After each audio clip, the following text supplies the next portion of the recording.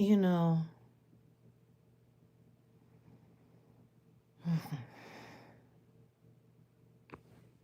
it's annoying to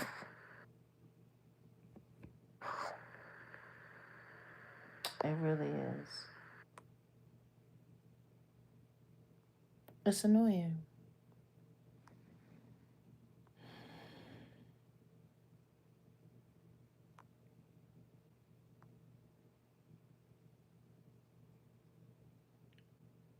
You know, I have this uncanny knack for telling the truth.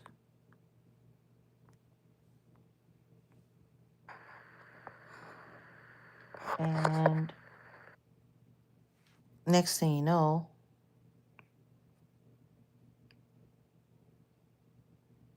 I get called a bunch of liars. People tell me that I'm wrong about everything. And it's just kind of wild, you know?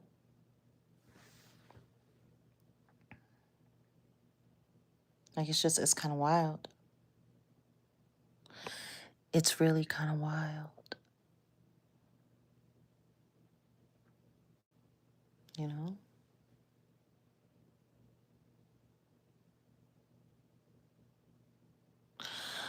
But, you know, it's that pesky little narrative thing that people struggle so hard with. Narratives. Because if you're a lying sack of crap and you're trying to shape a narrative that's totally opposite of the truth, of course. Someone telling the actual truth about what you're trying to lie about can be very, very, very pesky. You know? Pesky. Welcome. This is me. Thermal imaging, you know?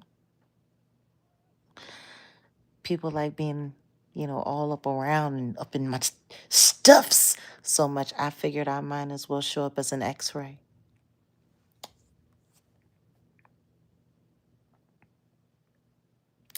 It's been a minute, hasn't it? Truth is, okay. Okay. You can see me now? It's wild. Like, it's just wild.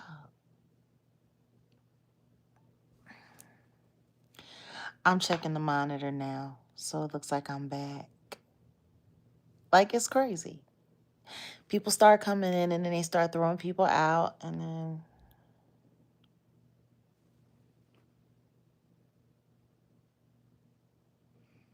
I guess we are back in action. They be hating on me. They be hating on me. They be hating on this channel. They be hating on my likes. They be doing the most. And it's funny because this is the first time in a minute that I've just had it on subscriber only mode. So I'm kind of confused at why the hate. All I said is that I've been, you know, reviewing this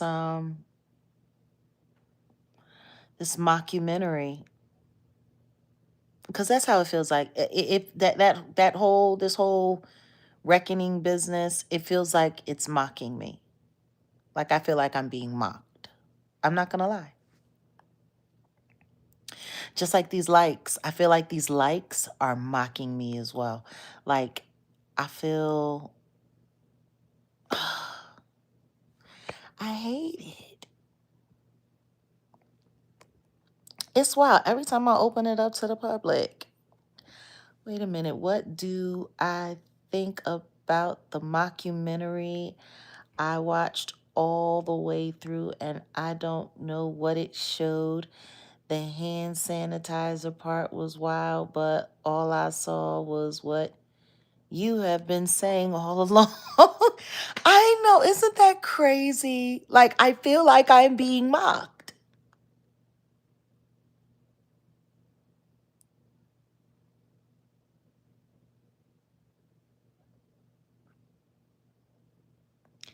Like, I'm serious. Like, I'm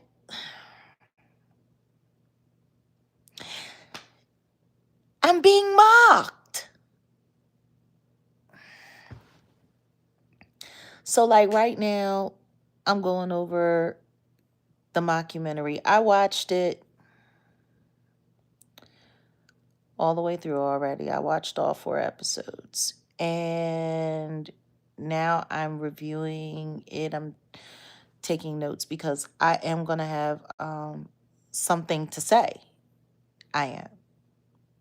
I'm most definitely going to have something to say. I'm going to have something real, very real, real, real, real, real to say about it.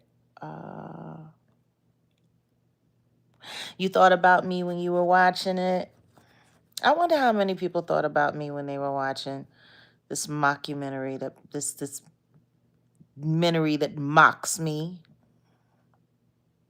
It's wild because it's like, okay, imagine, imagine you know some terrible thing, right?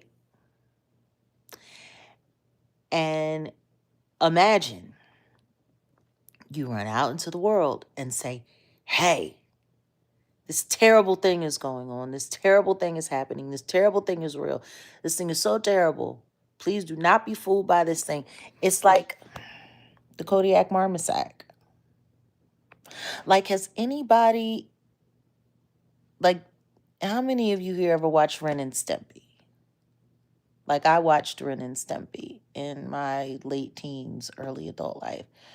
You know, smoke a L, watch Ren and Stimpy. It was really interesting.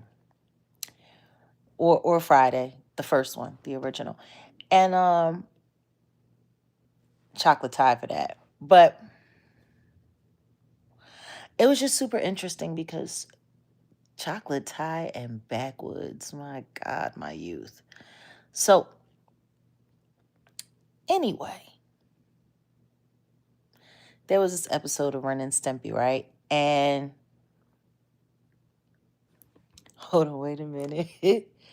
What are you talking about, Michael? Funny you're on.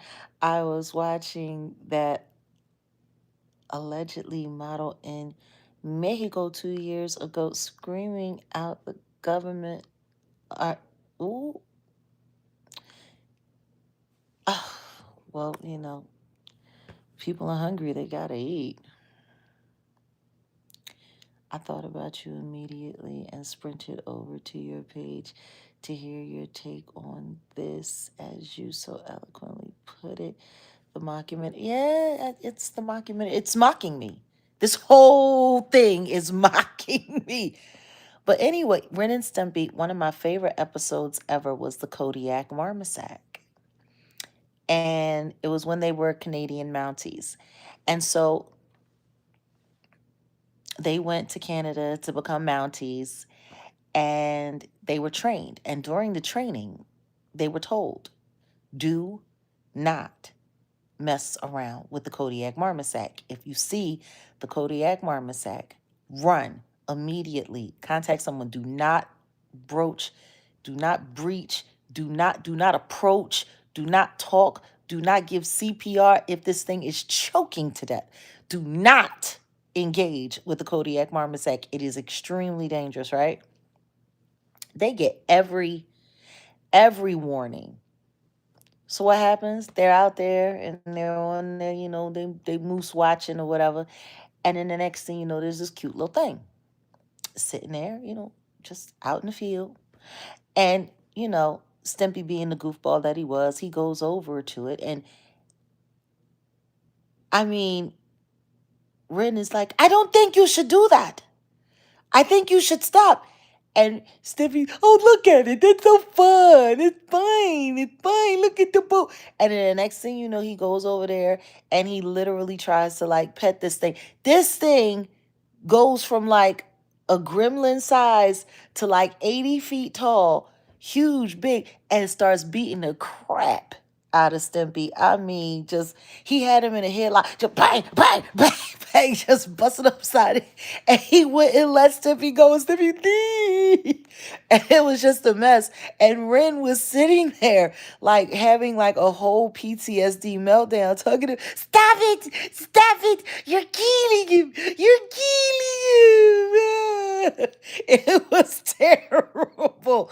Like even his boogers were crying, and it was just wild. Stop it! Stop it! You're killing him! You're killing him! Ah. And like that's just how I kind of feel like with this mockumentary out there. I kind of feel like Ren, you know? I tried to tell everybody. That's the Kodiak Marmoset. I tried to tell everyone, do not pet, do not approach, do not step to this thing at all. This thing, whether or not you think it's dangerous, is very dangerous. Do not underestimate the Kodiak Marmoset.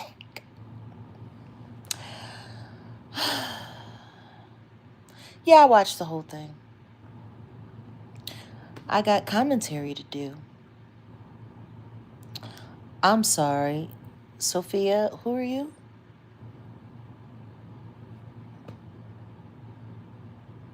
Who are you exactly? I have it on subscriber only mode tonight, and like I don't even have it like, yeah, because I think I wanted everybody to come in. So I don't know, like, are you, I don't know. It sounds like you're trying,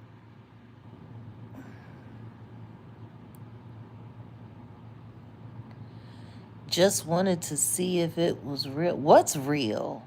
I don't understand.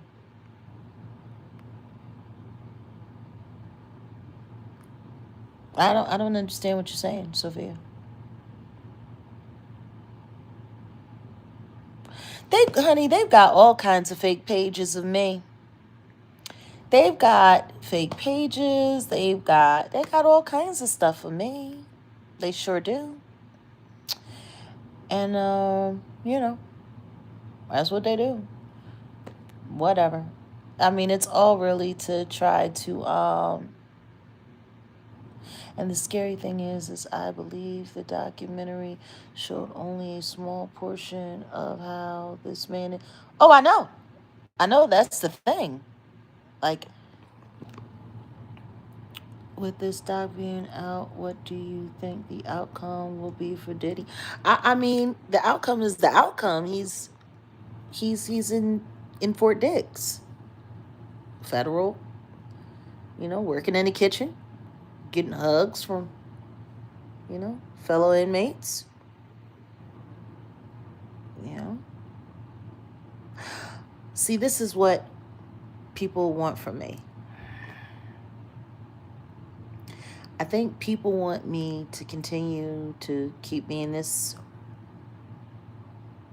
What do you mean he's going to pay his way out? He's already done that, and he's still in. Like, I don't know what's wrong with you people. Like, I really don't.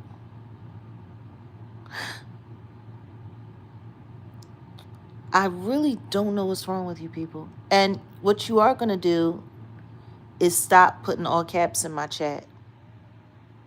That's what you're going to do. We don't do all caps over here. So consider yourself warned.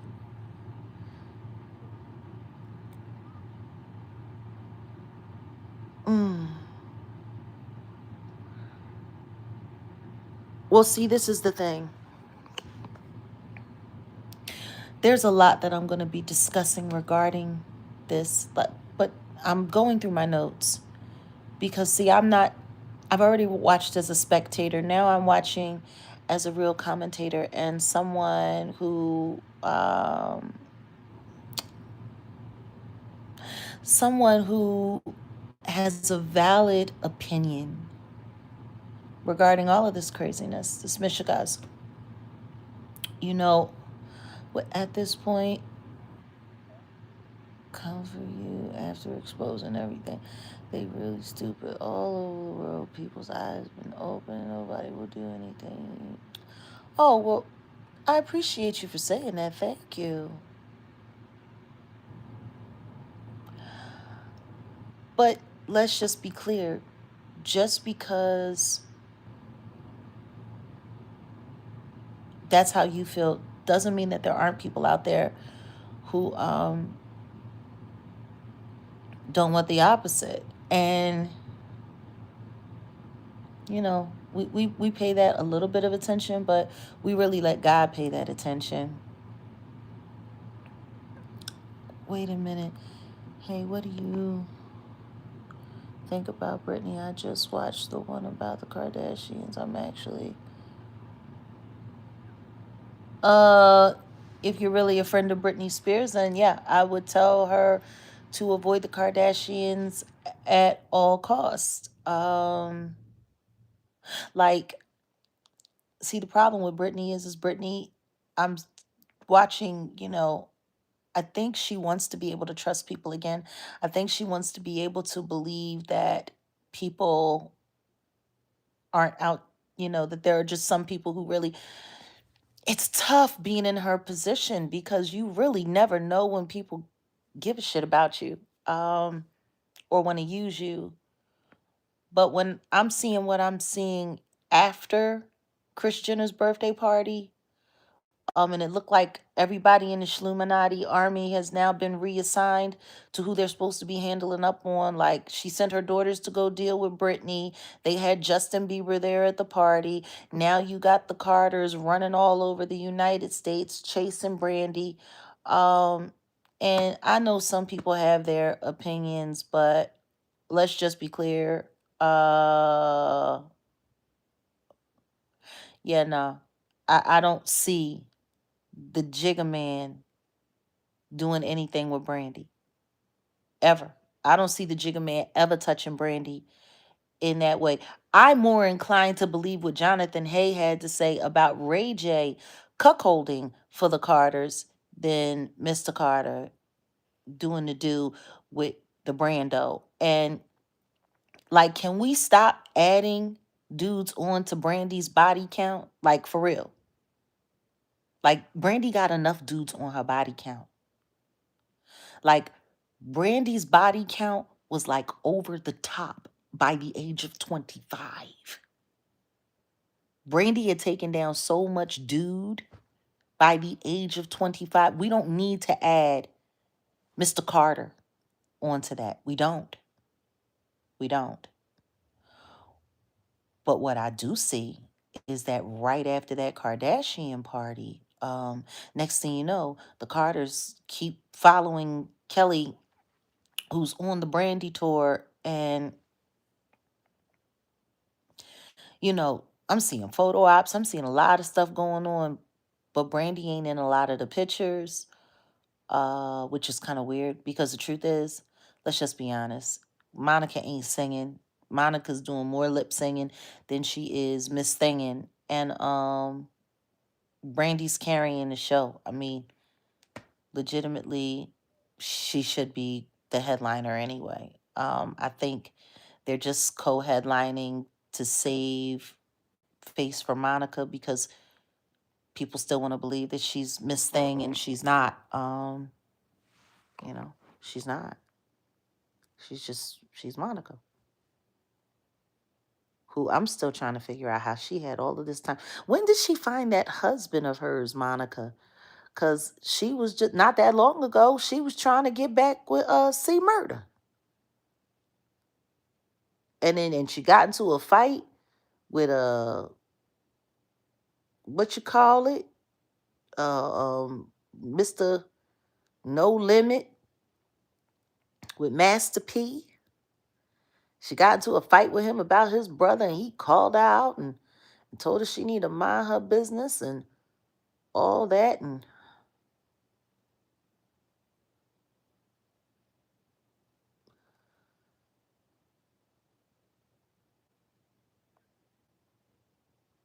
I mean,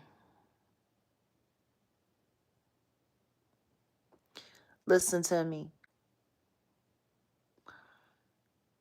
I don't think Britney would dare say anything about Diddy.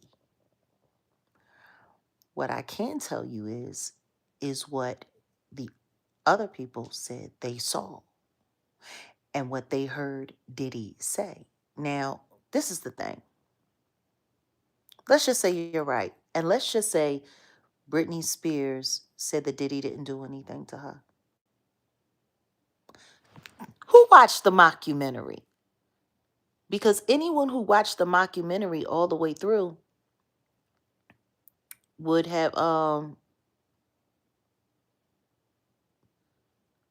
seen what Aubrey O'Day had to say. Did anybody see Aubrey O'Day yet in that mockumentary? Because Aubrey O'Day, now this is the thing. Aubrey's supposed to be so feisty, you know, and everyone's always giving Aubrey so much credit. Be advised, if you go and watch it, be prepared to be bored. It's eh. Like honestly, it's not I don't think it's gonna get a whole lot of rewatching.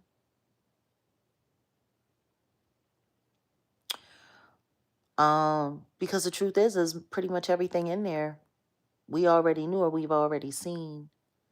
I'm pretty sure Justin said the same thing. These celebrities don't want to be viewed certain. No, they don't.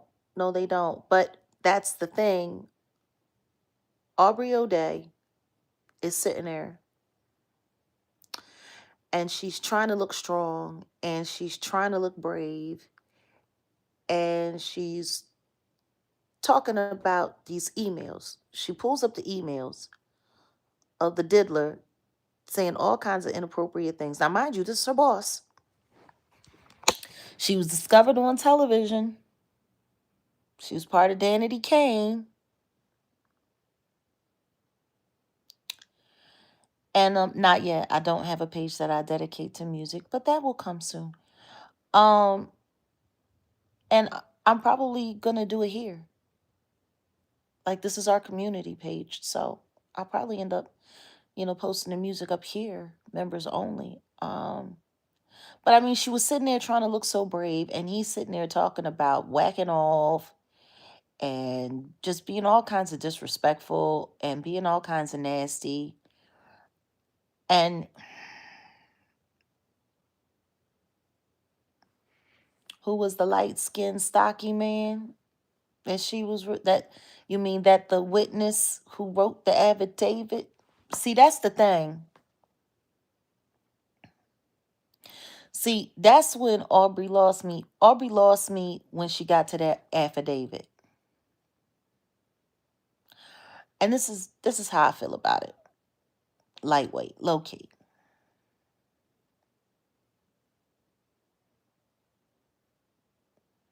Someone goes out of their way to send your attorney an affidavit stating that they saw you um not conscious for the most part with a man who has a history of making sure that people are not conscious when he boogie down productions all over them without their consent. Like, this is the thing that's tripping me out. Joy Dickinson Neal, first victim on record back in 1989, does an interview for this documentary.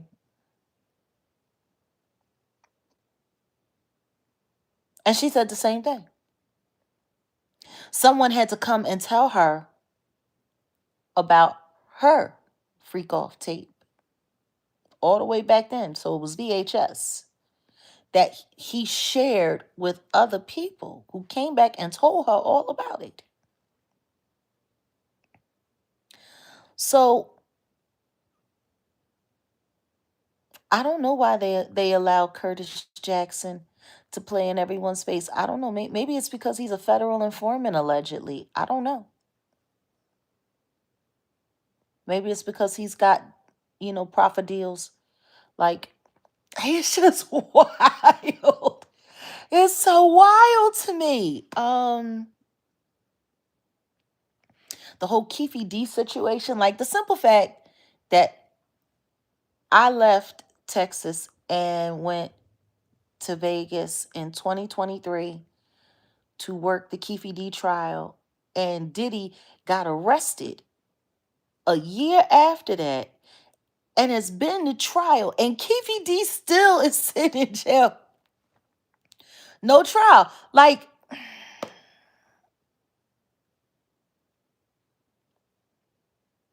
she needs to avoid the Kardashians. That's who she needs to avoid. She needs to stay far, far away from paparazzi. That's who she needs to avoid. She needs to avoid anyone that's trying to encourage her to drink in public or to work with any of the people who have already exploited her in any way, shape, or form, or anyone who consorts with people who have exploited her in any way, shape, or form. No, but really though,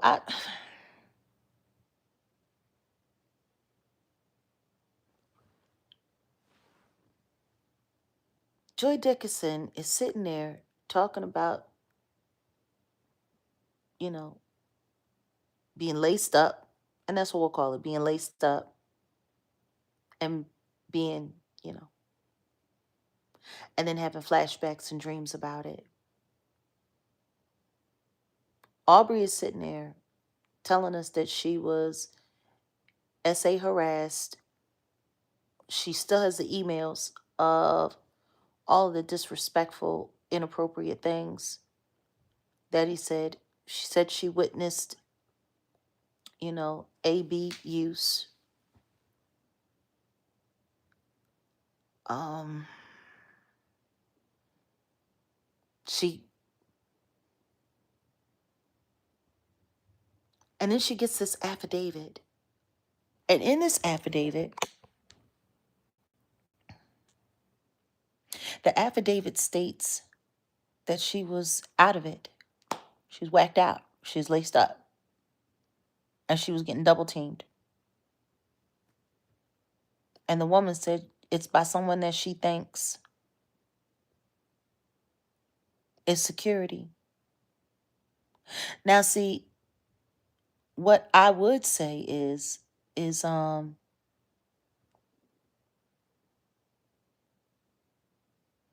Gene Deal would probably have a better idea of knowing who those bodyguards were around that time.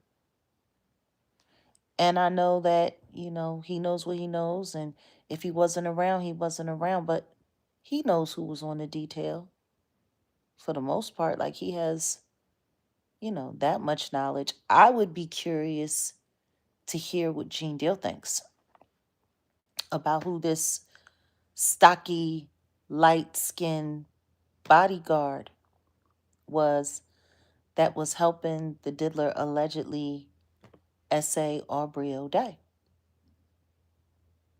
When I saw her take such a defensive, what diddler talking about? So, yeah, God told me not to do nothing. Listen to me. I was done when he started comparing himself to Yeshua, the Christ, and talking about walking on water and all of that. Like, he's nuts. He's nuts.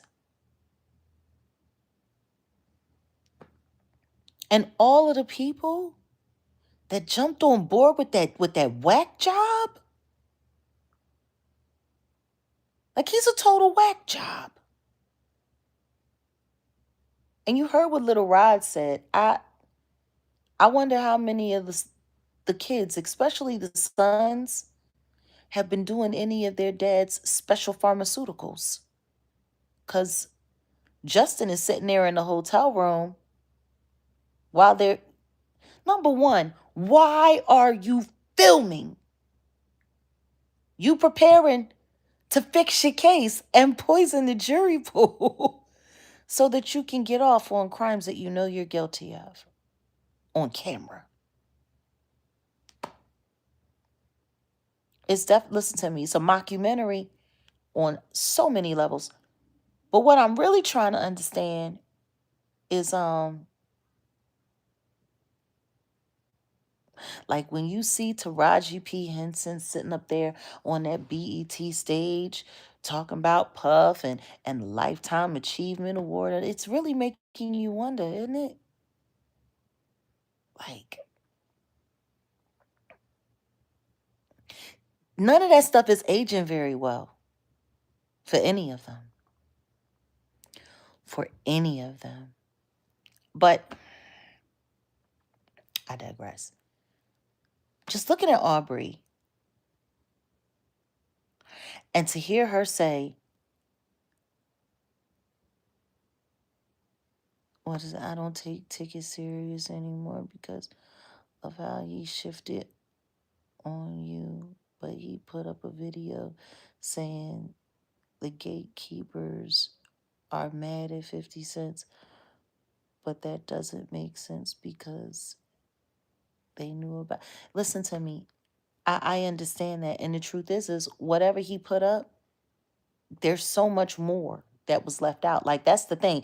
It's not like he put up a whole lot. Like, honestly, everything that whole thing, it like lets the industry off the hook to a certain extent. And it just makes it all about dirty Diddy and dirty money. Kind of. And that's why I'm doing more research, because there's some stuff that I've noticed when I watched. There's some smoking guns in there, and I intend to figure them out. Actually, I think I have a good clue. If anything, that mockumentary just confirmed everything that you've already talked about. So nobody... See what I'm saying? I hear what you say. It's a mockumentary. It's mocking me.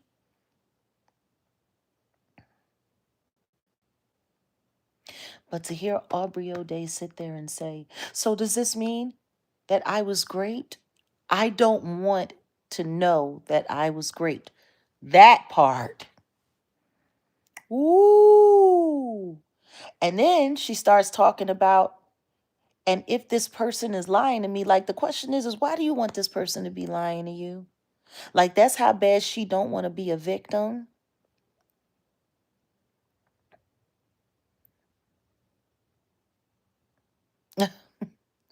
A lot of people think of me. Thank you, sweetheart. Thank you for thanking me. And one love to you as well. I'm just trying to figure it out. Like, did nobody really catch how ugly that moment was on camera? I don't want to know. Does this mean that I was great? I don't want to be great. I don't want to know. The only problem that I had with that part is if she really didn't want to know, and if she really didn't want it to be public,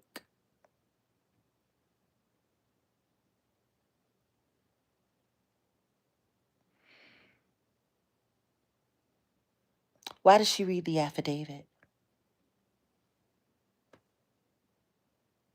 She could have stopped at the emails and we would have believed what we needed to believe.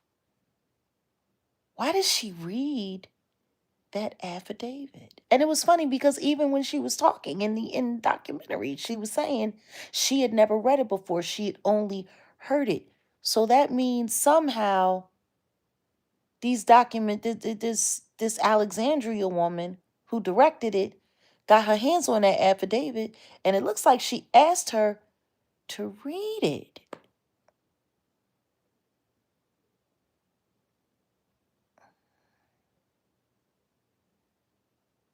it's interesting that this Alexandria woman,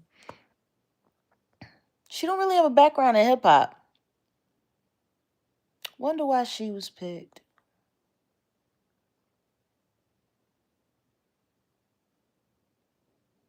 See, this is the thing.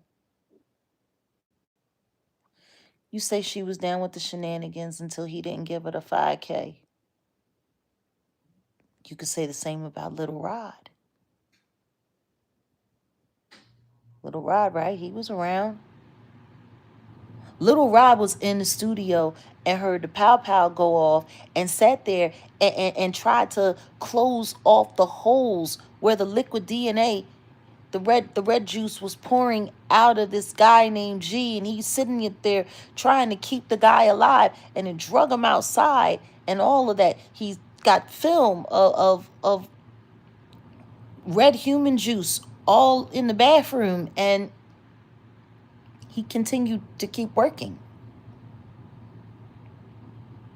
He continued to keep working.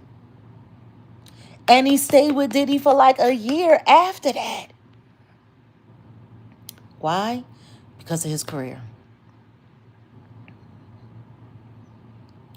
Because of his career. Yeah, I know. I know how they made Biggie pay for his own funeral. Child. I mean, technically, Big didn't even pay for his own funeral. It was recoupable. They put it in his recording budget, which means whatever money paid for that, it came from the fans.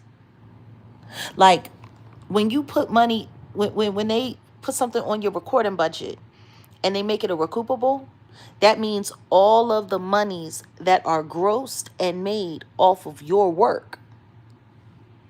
So that means like all of the songs from Ready to Die, all of the songs from Life After Death, any of the remixes, all of that stuff, like the radio play, all of the mechanical royalties, all of that stuff, like units sold, all of it. That's what went in, came back into the company, and then the funeral was on the budget. So the proceeds from what came in from the profit of his music sales is what actually paid for the funeral. So technically,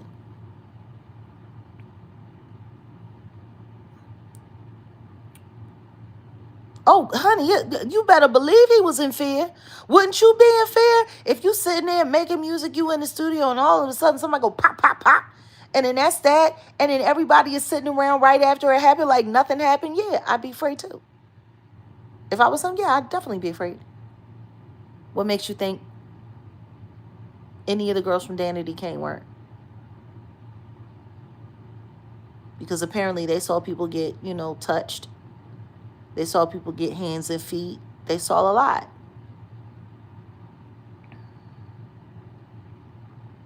I think they were all scared. And after you do all of that sacrificing, and after you do all of that compromising, and after you've been sitting here for 40 minutes with me and we ain't got 200 likes, that's crazy.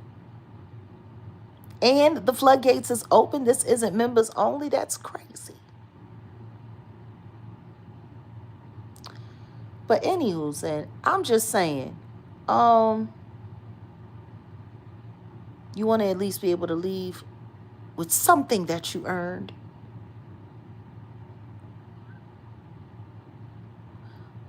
What you think, Misha lady?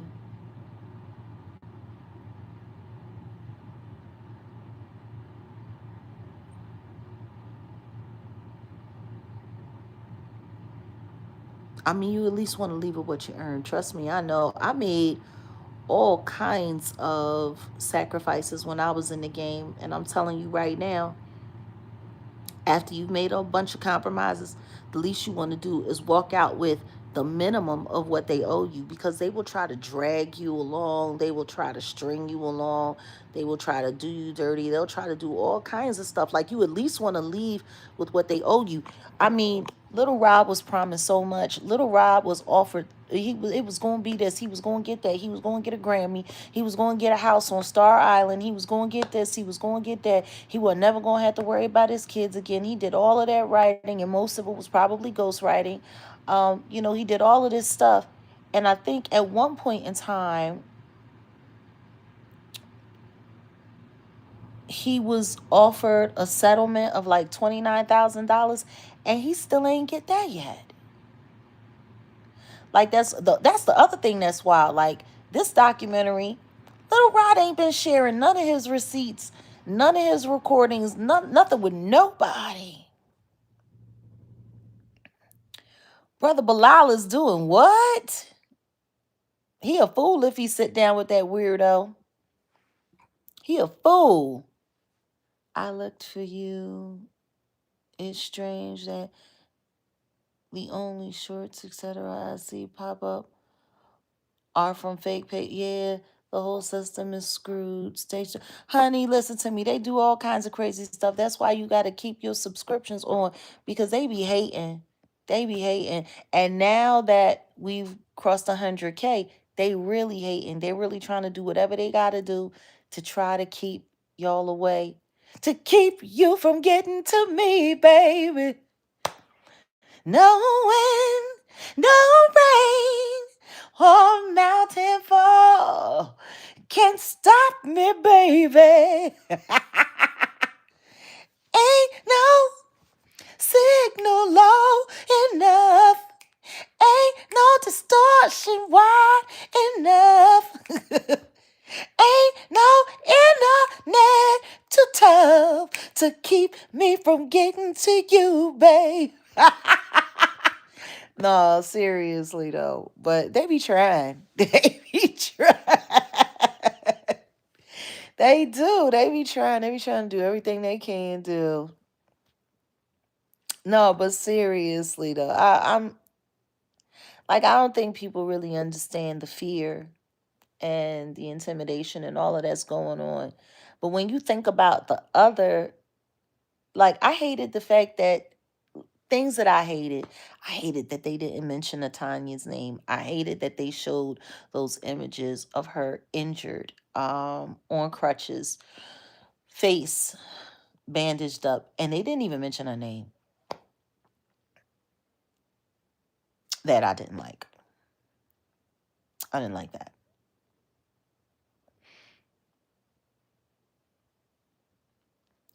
You lost your job.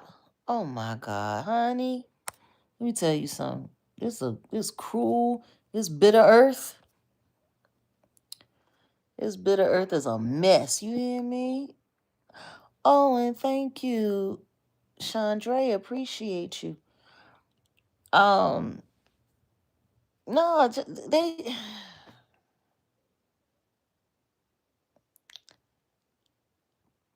Well, see, that's the thing.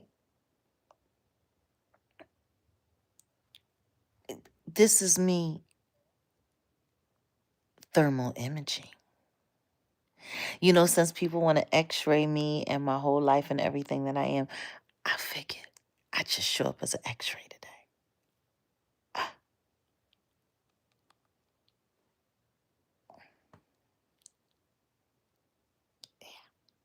yeah. So, yes, keep your head up. And you know what? If God took that thing away, that means there's something else better that's coming to replace it. Something better is coming. Just like these likes. These likes are going to get better. We're going to get 80 likes in no time. You know? No, but I'm telling you right now, all of this stuff, all of this music industry stuff is just, it's no bueno. And it's wild because I'm sitting there and I'm looking at this mockumentary, and I'm looking at the repeat in pedigree over and over and over and over and over. year after year, decade after decade. Spoiler alert, there are a few things that kind of caught me, and I'm looking into them. Um, like I said, I got my notes that I'm taking, and I got some more digging to do because I think there's some smoking pow pows that slipped through. I don't think they realized what they did. Or maybe they did. I don't know. Listen to me. I don't think the Carters like themselves, let alone anyone else. Uh, and I don't think it's a matter of not liking Brandy. You know, there's some people that they got their own theories about things, but I'm going to tell you what I think. I think right now, people really aren't paying attention to the nature of how this game goes. This game is very predatory.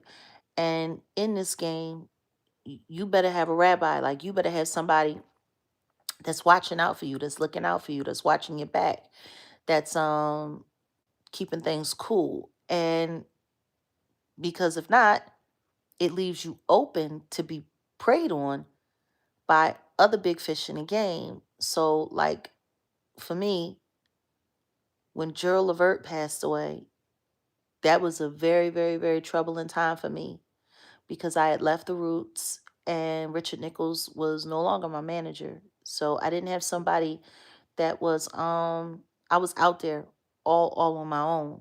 And Gerald was he was so he was so G.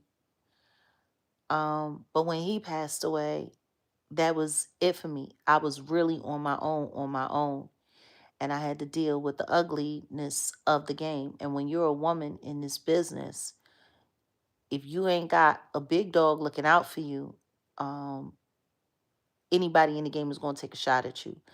And when people start taking shots at you, then you got to worry about what's happening at shows. You got to worry about what's happening on the road. You got to worry about what's happening on tour because the truth is you're a sitting duck. Everyone knows your schedule. They know where you are, so they can stage anything, robberies, SA attacks, like all kinds of stuff. And I want y'all to remember, Brandy came up under Clive. Clive is a very old man now, and who was handling most of the muscle for Clive and Clive's roster list was the Diddler. And the Diddler is now in jail. See how that works?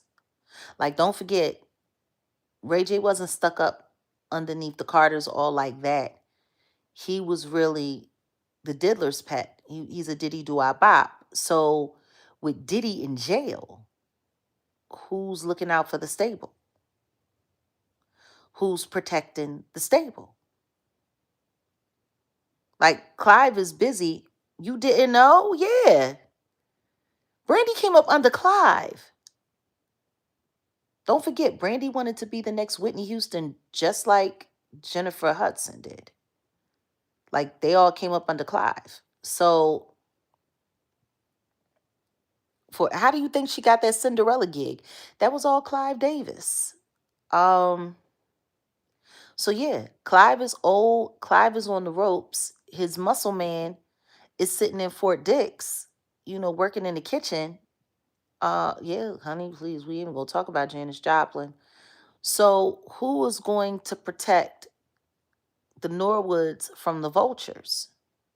They can't really go to Snoop because Snoop is an indentured servant. Like, let's just be honest. When it comes to the Carters and Rock Nation, he bows down. So even though Snoop is family and is their cousin, he can't do nothing to help them. And Ray J is a clown that nobody takes seriously. Nobody takes Ray J seriously. So if somebody just decided that they wanted to just start showing up at Brandy's shows and start running her pockets, because people keep forgetting, like, this tour, it wasn't set up like like your typical tour. It really wasn't. Not at all. This tour was not set up. Y'all see the way I like popped up? My old ass still can pop up. No, but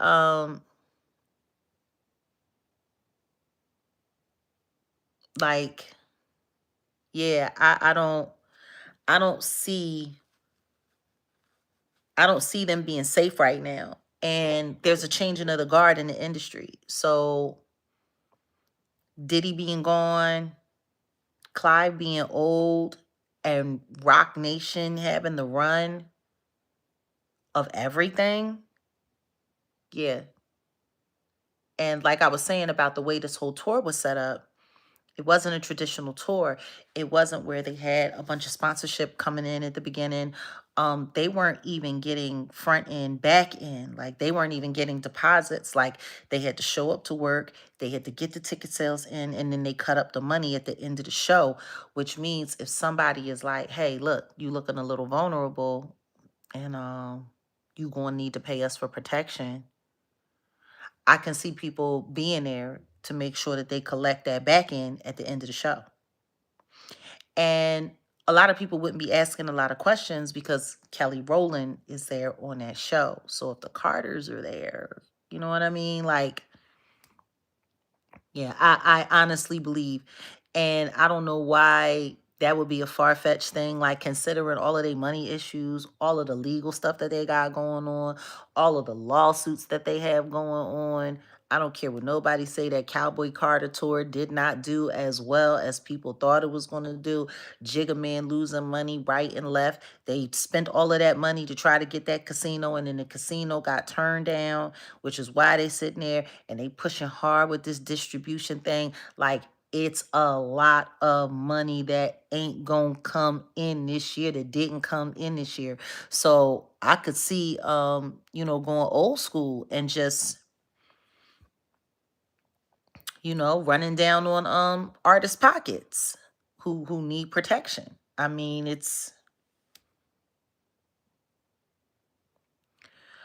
I think 50 wants to be a replacement. I think 50 wants to be a boss. I think he wants to be a big boss, but he's not. He's not even Bowser yet. Like, he's not, like, if this was Super Mario Brothers, he's not even Bowser yet. Not really. Like, and I think people don't understand, like, 50 keeps trying to find a way to loop himself up. Like, what about Monica's man? I don't even know where that one came from. I don't understand how she went from C Murder to King Von, and then to this one and to that one, and now she married. Like, she just, like, Monica don't be playing. She be getting him. Monty's got a man at home. Like, Monica's got a man. She always got a man. Like, she's supposed to be Mrs. Miller. Now she's missing somebody else. I don't know. But at the end of the day, Monica is loyal to the Carters. Monica is loyal to Rock Nation. So Brandy's kind of outnumbered. She's really kind of outnumbered on her own tour. That's sad. And like I said, they're not getting front end payments. All of their money is back end. So whatever money they make, it's there at the end of the night. And, let's just pray there's no balconies for anybody to dangle over the edge. You know what I'm saying? Ice, ice, baby. Too cold, too cold. And that was a dirty, nasty little punt. The Vanilla Ice pun and Suge Knight. But it's how do you know when you can trust your own security detail as an artist? Does it depend on who hires them? No, not necessarily. Not necessarily at all. See, that's the thing. You know, the people that were bodyguarding Diddy were bodyguarding Michael Jackson. Do I still shoot pool? I haven't stood at a pool table since the last time me and my old manager, Angelo Minerci, played in 2024. It's been a while. I miss pool. Oh my God. I so miss playing pool. Um, I get my new place. Hopefully I'll just buy a table that I can have at home so I don't have to worry about somebody walking up on me and me having to bust somebody over the head with a pool stick if they get too frisky. Am I a shark? Some people would say so. I tell you what, if I really want to take money from somebody, I can. I can. Let's pray to God not. Laisha, let's pray to God not. Because I think if anything happened to Brandy, we would finally see Ray J crash all the way out. All the way out. I'm kind of wondering.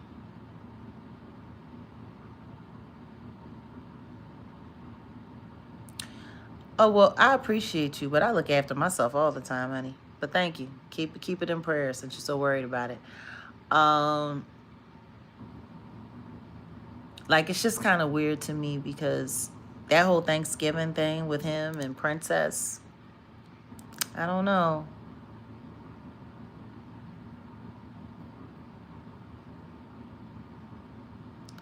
I mean, technically, she is on her own tour. Monica is barely performing. Let's be honest. Monica ain't really up there killing it. She not really. Monica barely Monica-ing. She ain't Miss Thangin'. She's Miss Stinging. Like, she not, yeah. Honestly, I feel like she's there more as a babysitter to watch what Brandy got going on than anything. Like, Monica has kind of turned herself, I mean, they don't have to try to bully Brandy. If they want to bully Brandy, they can. Diddy is out of the picture. Clive is barely functional. And that's wild because if Brandy's like,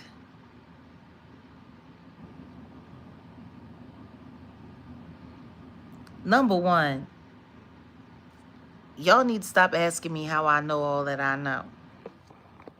But you can go and check and then go run tell that.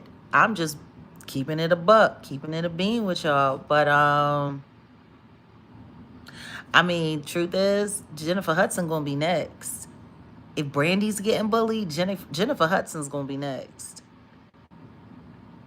Anybody who was rocking with Clive and Diddy was like protecting them,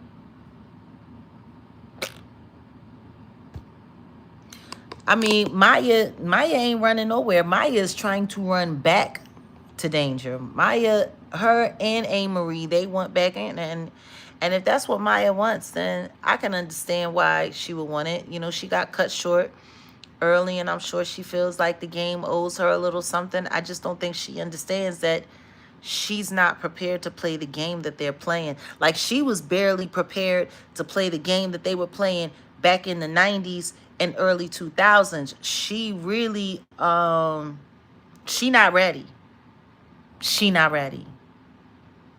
She not ready. And if she thought that holding on to her principles and her values was so hard to do back then, I mean, they're going to slut her out. Like, that's the funny thing. She was so busy trying to appear to be a certain way back then, and she barely made it. Like, honestly, in my opinion, I kind of think she is getting slutted out. I think she finally just broke her morals and her values. I do. I think they listen to me. No disrespect. She looks great for her age. For people who are over 40 in this business, for her, she looks great. You know what I mean? She's still got the good knees going. Her knees is going good. She's got the thick thighs. You know what I'm saying? Like, she looks good. I wouldn't say that I'm not saying she's washed up, but she ain't no she a little long in the tooth now. Like, without the makeup, the wrinkles tell the story. She is beautiful, but she keeps trying to sell remnants of her younger self. She's got about 4 years left, and then all of that's going to change. And I can't imagine in my mind Maya doing the whole plastic surgery thing and turning us up into a wax figure like Mariah Carey. I think she has more substance than that. But yeah, no, like, you get to a certain age and they start showing you all the stuff that these little young girls is willing to do. I mean, they show you a Sexy Red video, and I mean, I don't know if Lonnie Lynn and that Hudson girl is still together. Honestly, I really don't care. But I wouldn't be surprised if it was over. And I wouldn't be surprised if they didn't announce it, because the both of them are losers. Like, the both of them are losers. Like, the dumbest thing that Jennifer Hudson could have ever done was play in Molly Music's face. Like, Molly Music really cared about her. He really loved her. And I think he would have made a good man to her. I think he would have made a really good man to her. I think he really did care about her. But she was busy cheating on that punk man that she was engaged to for almost a decade and had that child with. And they even had the baby. Like, she was taking the baby to the studio with her, and Punk had her allegedly. He was calling the baby and telling the baby, like, I need you to film your mom and take pictures of your mom if they, acting inappropriate and stuff like that. Like, they had the baby all caught up, all in the middle of all of that. Like, it was a mess. Soleil does look amazing for her age, but Soleil lives a good life, and Soleil has a great man. Like, Soleil and Professor Griff, they live in the revolution together, baby. And it's I mean, Mario, she signed to Clive Davis and she wanted to be famous more than anything in the world. So but Soleil is, yeah, Soleil is Soleil. I hope we at one point in time we were talking about making some music together. So I hope we can still find the time to do that. Yeah, like, listen to me. I don't think, even if that were to go on, Yandy would care. Like, we're talking about a woman who fake got married on reality TV and then just changed her name to the man's name so she could pretend, so they could all have the same name. Like, weird, weird. Like, all of these people are nuts. They're nuts.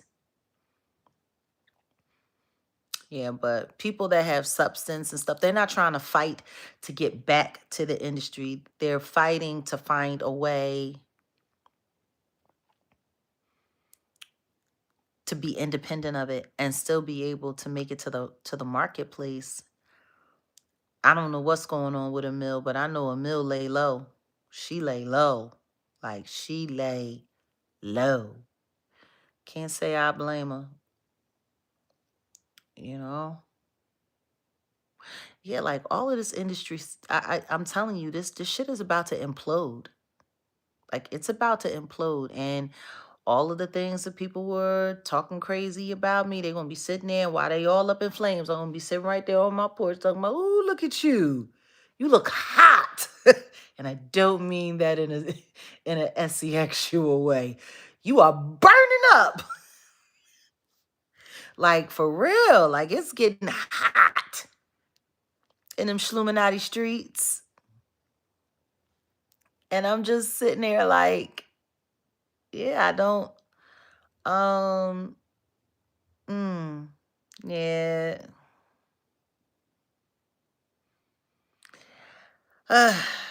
Yeah. For me,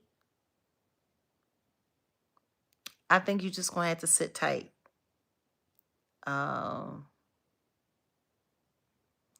I mean, Brother Bilal has been exposing Jada and Will for the past 3 years. Like, he's been doing that. He and I talked 2023. We had a whole conversation. Sure did. Ooh, 111. I mean, like, that's the thing that be tripping me out. Like, I don't be understanding people talk about the Stevie J replacement. Look, Jocelyn. Jocelyn is a mess. Jocelyn always needed a man with a strong pimp hand, though. You know, she always needed that. She needed a man with a strong pimp hand. Sure did. And I can't. I ain't tripping. Like I don't. I don't worry about a lot of stuff. I don't. There's just certain things. I, what are you talking about?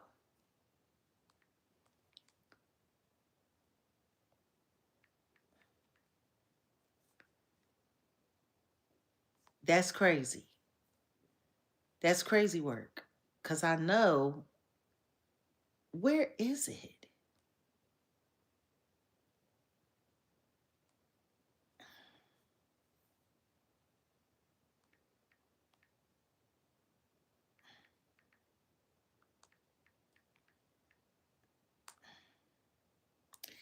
It's not in here.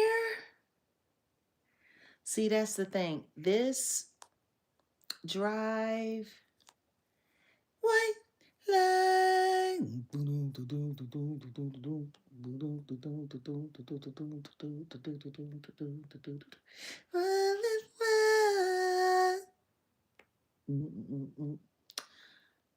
I'm just saying, like I really be. Is it under Jaguar Wright Johnson? I'm not sure. Like I have so much stuff.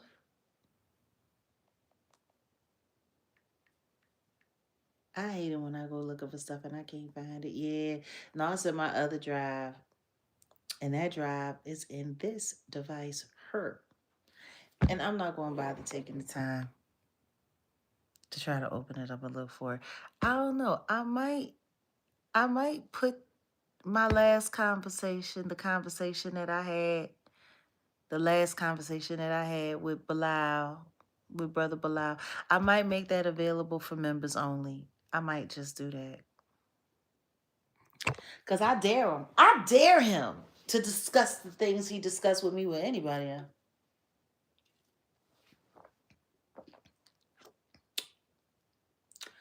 I dare him. No, they don't. No, they don't, Michael.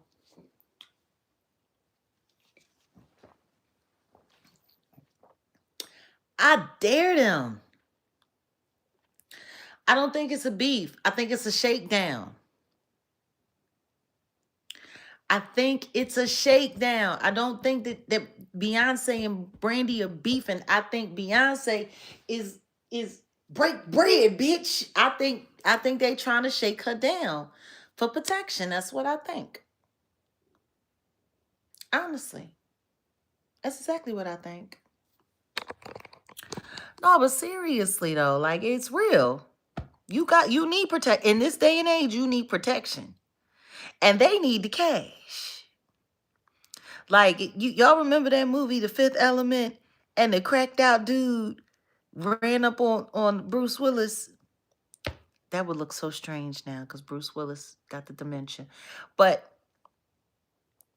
and and, and he goes, give me the cash. And he had the gun all messed up. And he yeah, give me the cash. That's Beyonce running up on Brandy at the end of her show. That's personally what I think it is. I think they shaking them down. I think they shaking them down for protection money. Because the truth is, Brandy ain't nothing but a snack. And all of that money in this economy, there is somebody there ready to rob her. Promise you that. And Rock Nation need the money. They do. They need the money. They're taking too many hits. They got to get ready to kick out all that money for Megan Thee Stallion to pick up that lunchbox. Like, how do you buy a Ritz-Carlton you pay for a Ritz-Carlton buffet? Shut the whole thing down. Caviar brunch. And you walk away with a lunchbox. You walk away with Lunchable and a Capri Sun. It's a damn shame. But you know what, though? I think it's fair. I do. I think that's fair. I think it's fair. You know, a good deal is when both sides have to give up something. I have seen people like this for real, LOL. Yeah, no banjo. No banjo, Michael. Give me the cash. Yeah. Give me the cash. Hey. Brandy. Give me the cash. Yeah, for real. Like on some Fifth Element. Yeah. Like the crackhead, for real. In the Fifth Element, for real. I could totally see Beyonce doing that. And Solange sitting there. Yeah. Yeah, I'm gonna write the hook.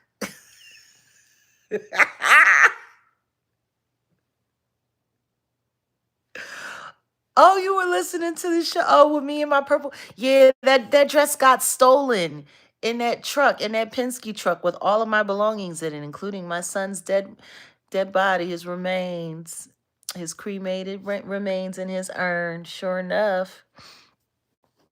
Sure enough. I miss having his urn on my mantle. But you know what, though? He's my DNA and he's in my heart, so. Oh, well, thank you. Thank you. It's just wild. Have any of the older divas?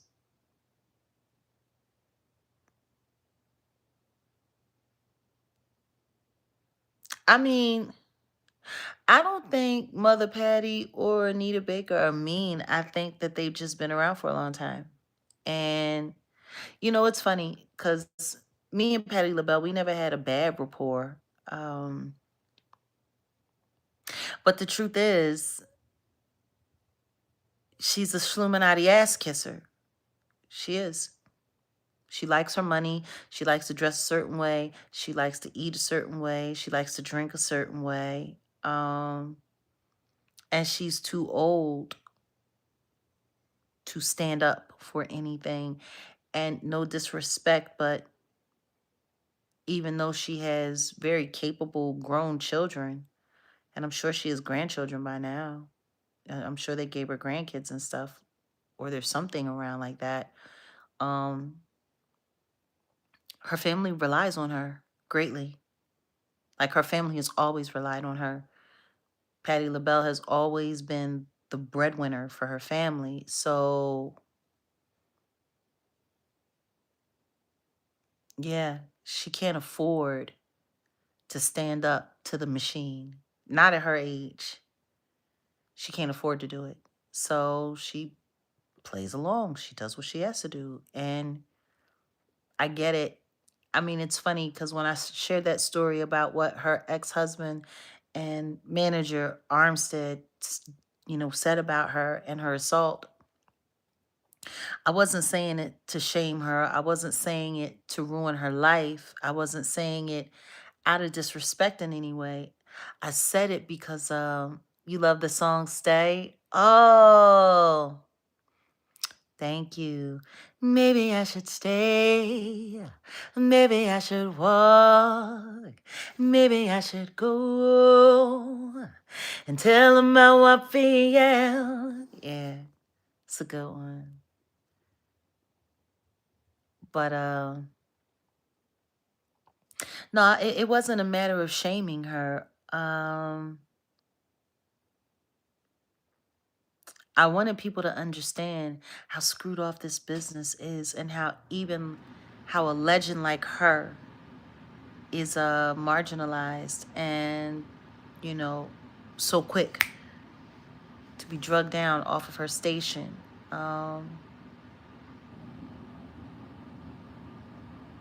Yeah, it wasn't about shaming her. Not at all. Not in any way.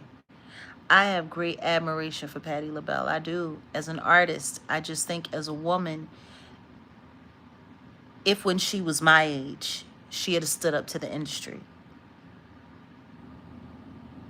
if she could have. Phyllis Hyman tried. She's not here anymore.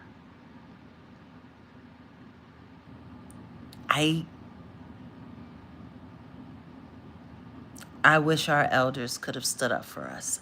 Like, I know so many of the elder women wish there was a space where they could have been heroes and champions for the girls that came after them. I know so many of them wish that they could have just stuck it to those assholes who took advantage. And I couldn't afford, for me, I couldn't be another generation of, oh honey, just avoid him. Oh honey, listen to me. Don't just you know what, I'm gonna introduce you to this person, and then the next thing you know, they introduce you to this person. And that person just finds a whole nother way to fuck you over. Like, it's terrible. It's terrible. We'll talk about the whole Tupac thing on another occasion. Because there's some things that I'm looking into.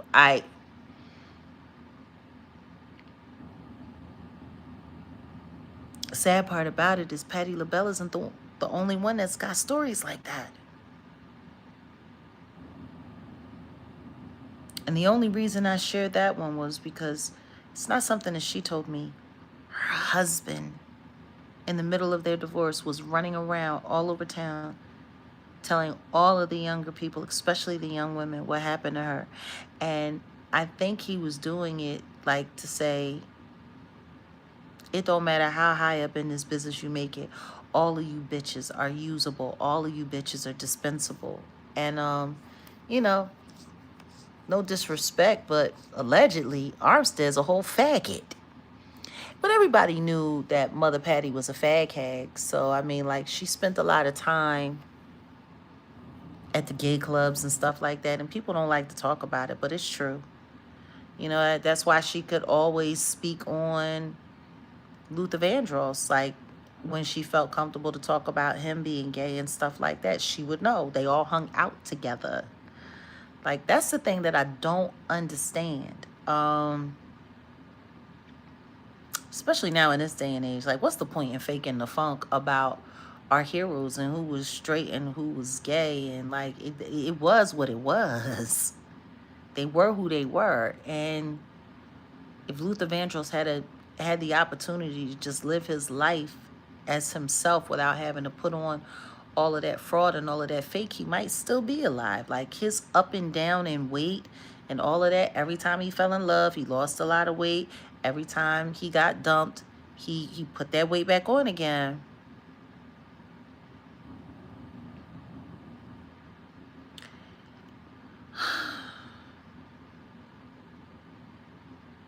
And then the diabetes set in on him, and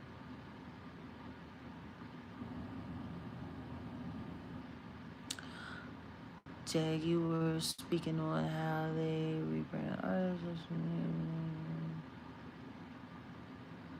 Yeah.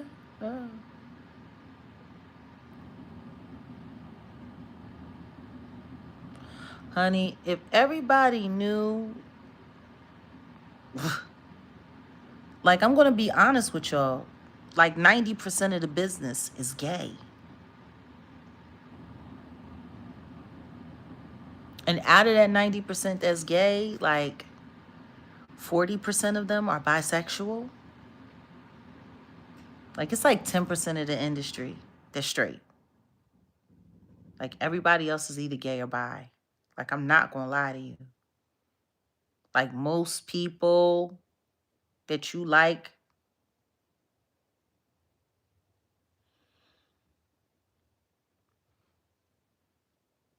they got that twerk. They got that, they got that thing, that twang. It's,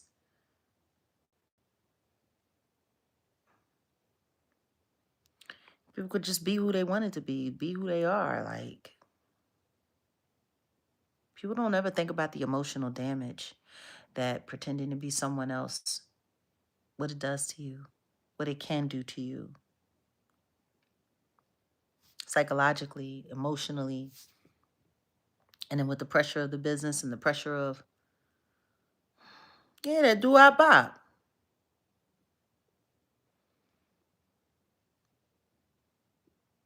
Sweetheart, I'm telling you right now, you'd be surprised. I'm telling you right now, 10% of the industry straight, 90% gay, 40 to 45% of the gay part is bi. Like, I ain't lying to you. Yup, as someone who's been in acting classes till grad, most of the guys are gay, so why wouldn't they be? Exactly, that part. Like, it's just, it's that's what it is. I don't know, something with artists got that little kick to them. It just is what it is. Is that what Bilal from Philly is talking about as far as Will Smith, Charlie Mack had something going on? I mean, I don't understand why people are having such a hard time. I've been saying this stuff for quite some time. But if Bilal want to come out and reconfirm, then please come out. But whatever you're going to do, can you get it done this time and stop trying to write a book and make some money off of it? Allah will provide. God will provide. Like, just,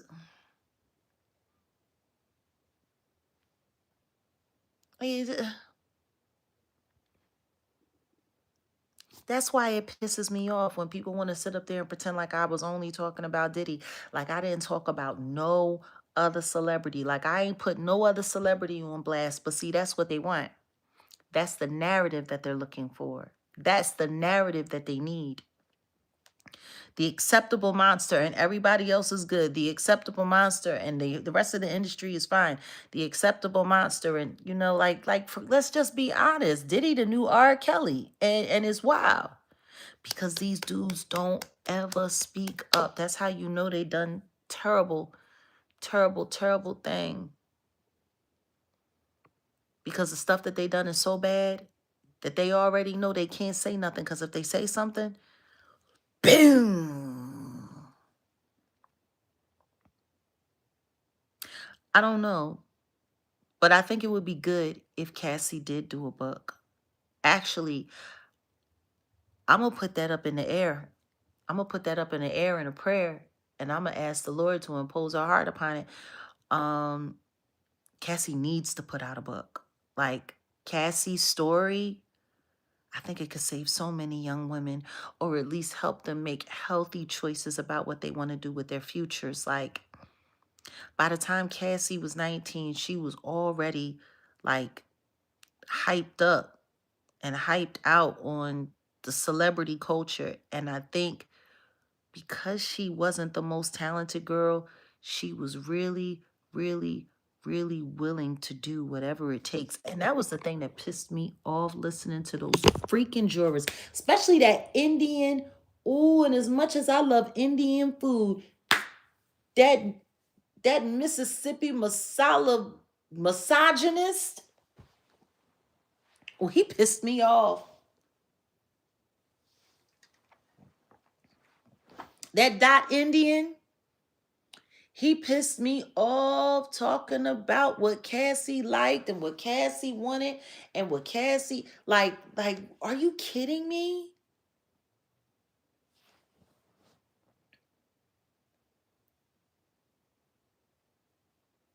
Like, listen to me. You might be legally an adult at 19, but scientific studies have already shown and proven that your brain isn't fully formed and developed until the age of 25.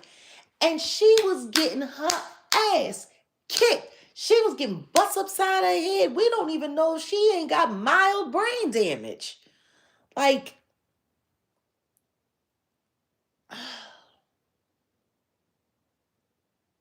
we don't know.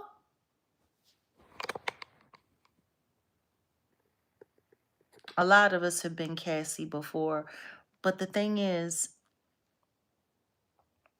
not a lot of us have been Cassie, and your boyfriend is a billionaire. And when I say that, like, I don't think people understand. Has anybody ever seen that new movie that hey Alina, girl, stop. Has anybody ever seen that movie, The Invisible Man, with old girl from Handmaid's Tale? You remember when she did that movie? And she had gotten involved with this really, really, really smart scientist who was a billionaire, and he developed this technology with I saw both too. I saw the older one and the newer one.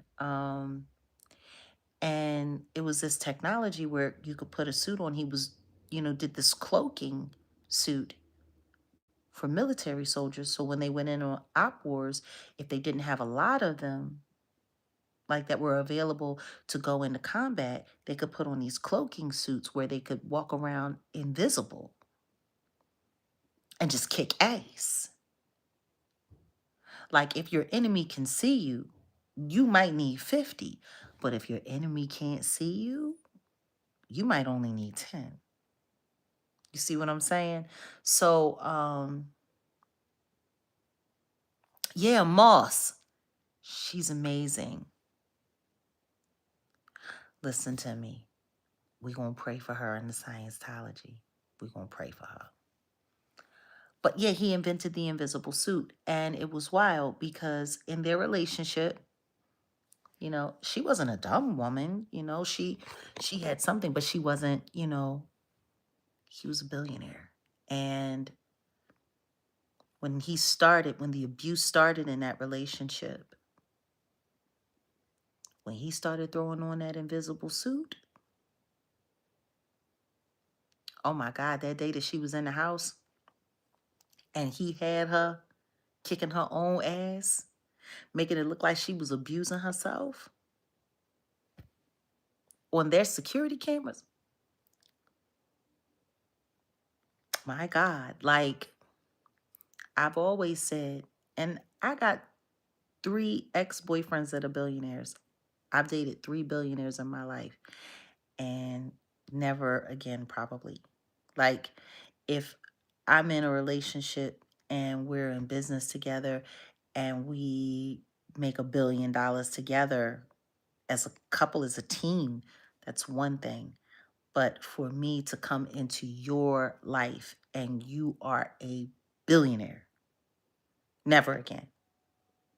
Never again. Because I'm going to tell you something right now. He's got 1 billion ways to make you happy. And he's got 1 billion ways to horrify you and to terrorize you. See, for everything good that money can do, it can do twice as much harm negatively. You got a billionaire boyfriend. I guarantee you he owns the local police station in your neighborhood. If you move in with him,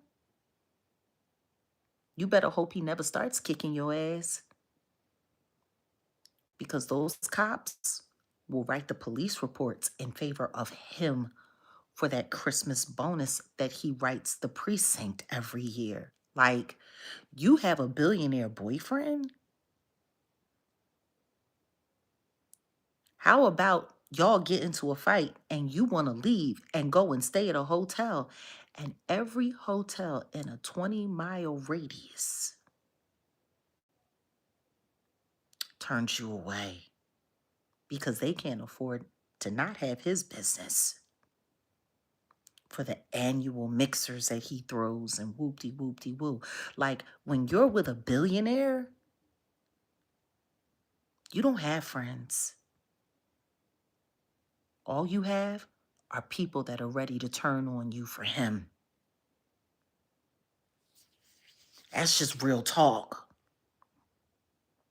So as much as you might want to enjoy being a billionaire's girlfriend, trust me, if they ever decide to turn nasty on you, there is no one that can make them turn back. But there's a billion, they got a billion ways to turn someone's head the other direction. I tell my girlfriends, my little girls, everybody, I'm telling all of y'all here right now, do not think that love of a billionaire is love. It's not. At best, it's an overly financed timeshare with a contract that you might not be able to get out of. Like I don't think people realize the second that a man becomes a billionaire, or the second that someone in your life becomes a billionaire, they can buy anyone. Like look at what Puffy just did. There's no way he shouldn't have been convicted on at least SCX traffic jamming. There's no way. At least. They didn't even put the GUNSs. They didn't even charge him with that. And they filed off the serial numbers and shit. Like, he should be doing at least another 10 years just for the GUNSs. They didn't even charge him with it.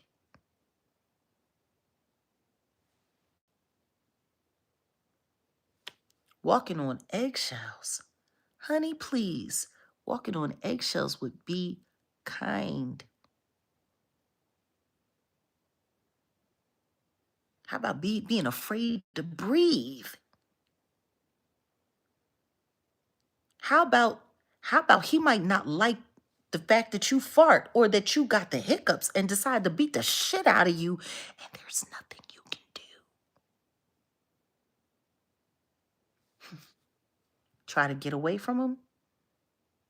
They can just hire a private investigator to go find you and bring you back. And if you try not to go back,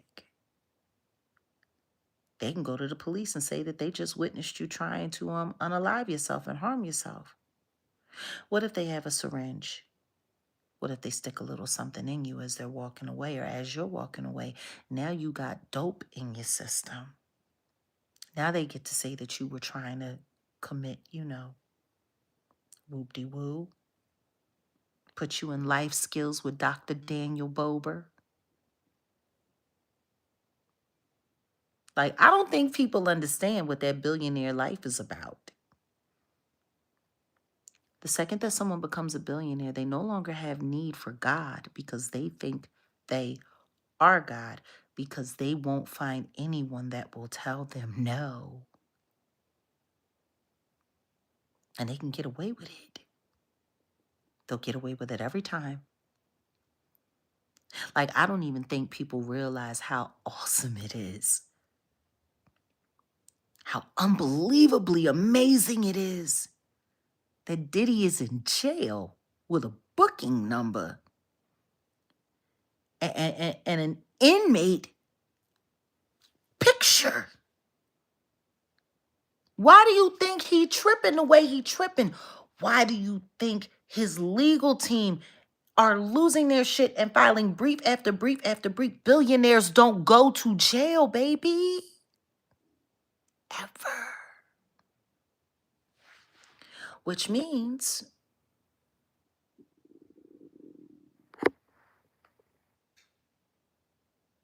if a billionaire is in jail, it's because that's where God wants him. Why do you think I said God? Why do you think I say stuff like God said no? Because God is the only one that could possibly have the amount of power that can put a billionaire on his ass.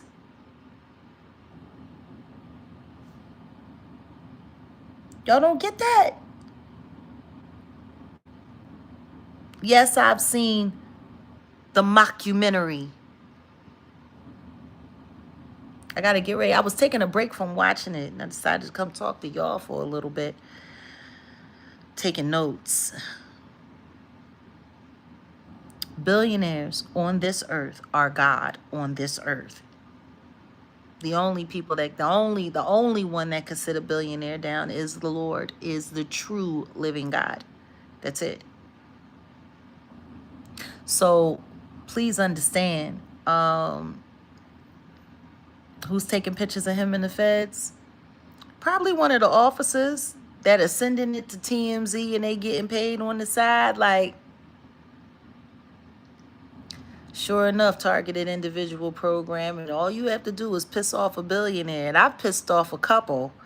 So like I think I'm like an anomaly in some way.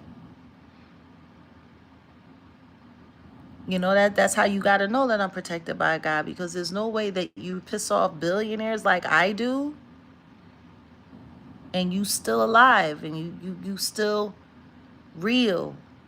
You're not locked up in a mental facility.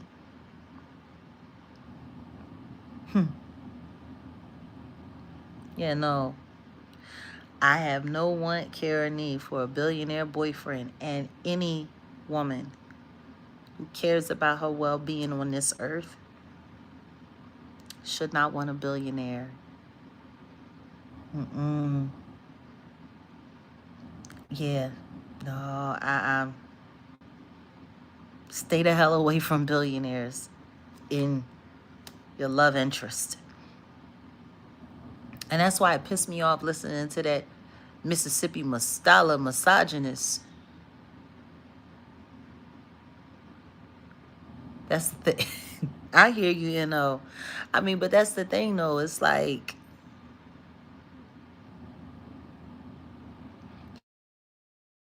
oh, one day you being fought and you being beaten on, and then you come back so you could live in luxury. You can't have it both ways. Like, he was literally blaming Cassie for the abuse. And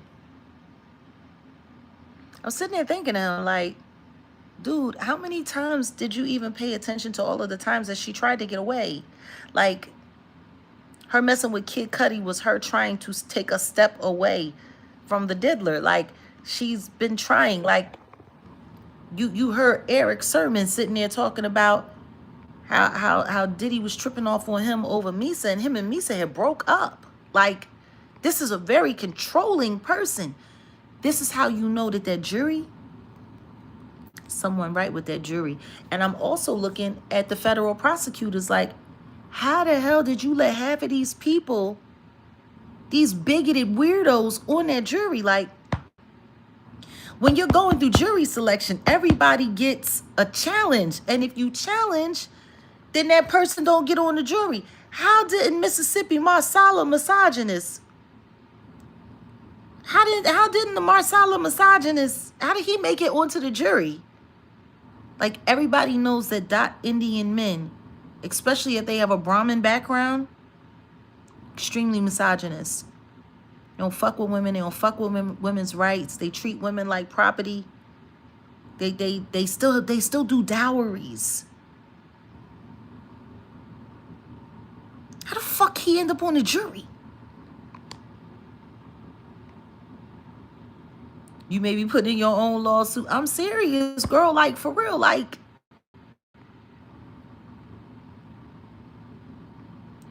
listen to me. She laughed in Kim's face, but did you ever bother to ask who face Kim laughed in? Like, because I know a lot of people, and don't get me wrong, do not speak ill of the dead, but Kim Porter was no angel. No angel. And let's not forget, she got cheated on a lot. And let's not forget, Nisa came before her. And let's not forget, Kim was fucking Diddy when Misa was fucking Diddy. All of them bitches was sharing dick. For real, the only difference between Cassie and Kim is that Kim was better at blackmailing Diddy than Cassie ever could be.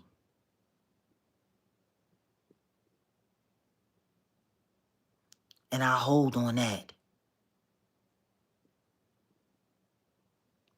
Kim knew how to do battle with that weirdo because she was there when that weirdo was becoming what he became. She knew about the butt plugs. She knew about the man-on-man action.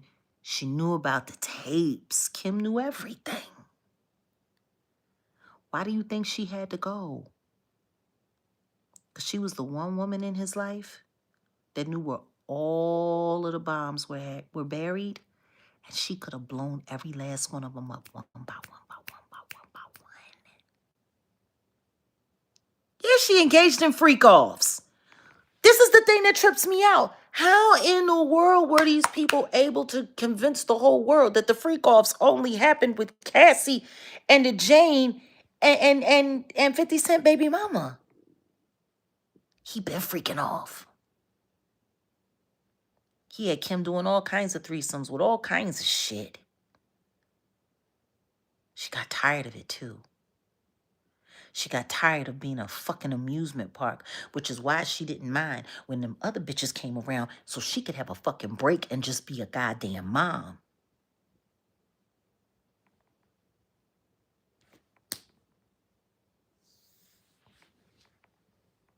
If Kim had met Diddy when she was 19, after Bad Boy, after Biggie, like when Ciroc came into play and he started getting all of that money off of alcohol, like if Kim had came at the same time that Cassie did and she was 19 like Cassie was, she would have got fucked over just like Cassie did and there wouldn't have been no fucking babies. Promise you that. If she had came when the addiction had already taken hold, she would have been just like Cassie, no different. She started with him while he was becoming the monster, so she knew how to still appeal to his human side, whatever was left in there. See, I think that's the thing that people keep forgetting. If Kim were still alive, Kim would be in her 50s. I don't even think Cassie 40 yet. Like, Kim was older than Cassie by a grip. And that's why I do not understand how anybody can talk about these women in such ways. And, oh, well, Kim was better than her. And Cassie was this. And Cassie did this. And Cassie did that. Why would Cassie take Kim seriously when she knew that Kim knew, even when her and Diddy were allegedly pretending to be together, that he was screwing off on her? That he was screwing off on other women?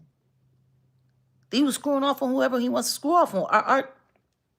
Are we forgetting Sarah? Chance's mom?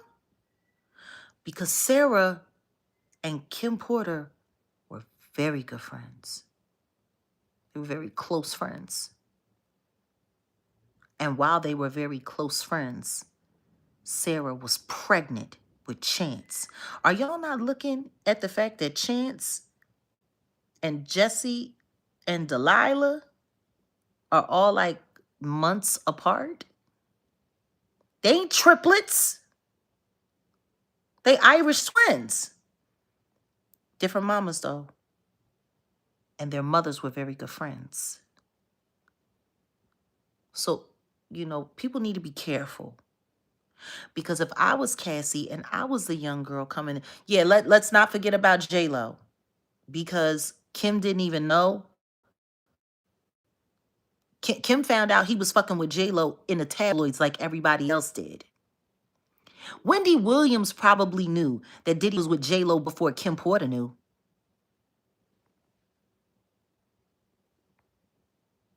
Straight trap. Like, people need to stop. All of the women got treated like shit. Even Kim. All of the women got cheated on. All of the women got lied to. All of the women got hands and feet put on them. All of the women got treated terribly. There was not one that was better than the other. No. He was an equal opportunity asshole for every last one of them. The problem is, the more money he got, the bigger problem he became for the women. More money, more problem? Yeah. More money, more problem. And at least Kim had kids to hold over his head. Cassie ain't had shit. Like,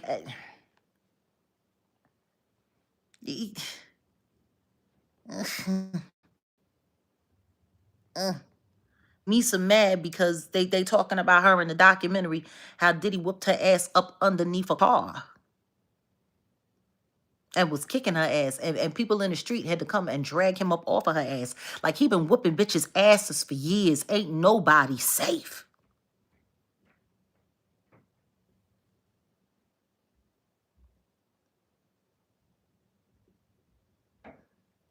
Thank you for telling everybody, Michael. It's just like,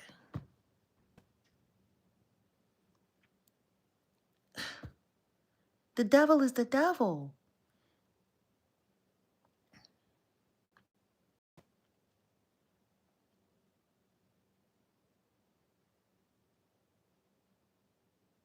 Yeah, he beat the girl in college. He been beating bitches all over the place.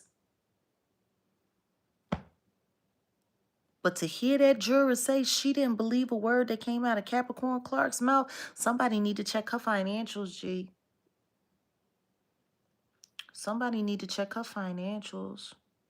Why do you see so many black women defending Puff on social media? Did you not hear my short? Wait a minute. You want to hear my short? You want to hear it? Let's play it. I'm gonna give it to you from the diddler's mouth. From the diddler's mouth, I'm gonna give it to you. Okay, hold on a second. I want everyone to pay attention for just 1 second.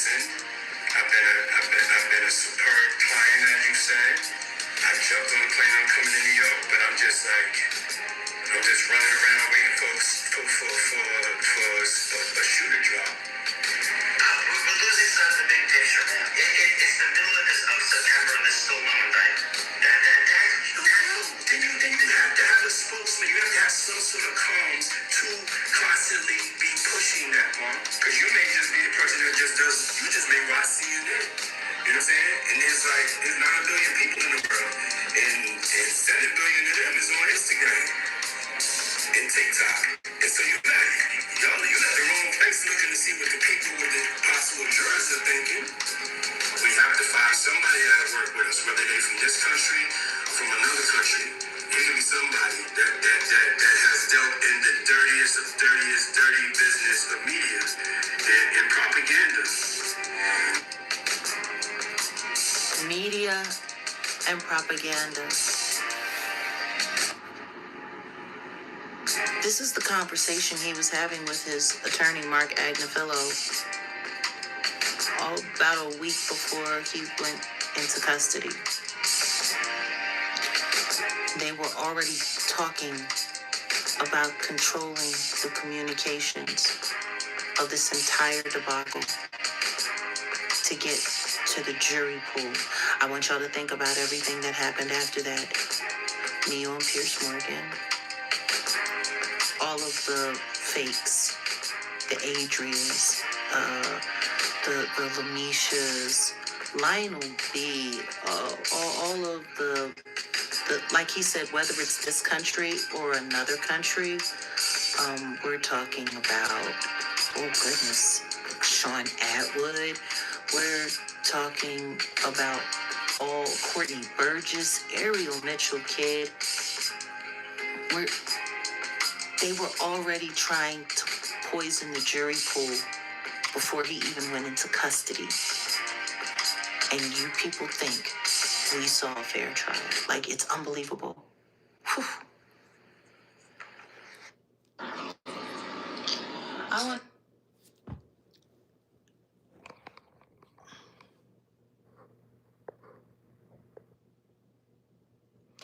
You want to know what's funny?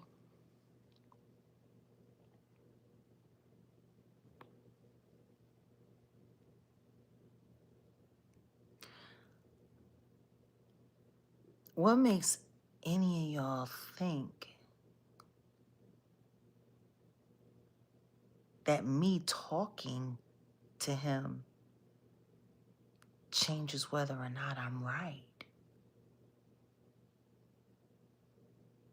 I know plenty of people that talk to him, and they were wrong. You know, he's the devil.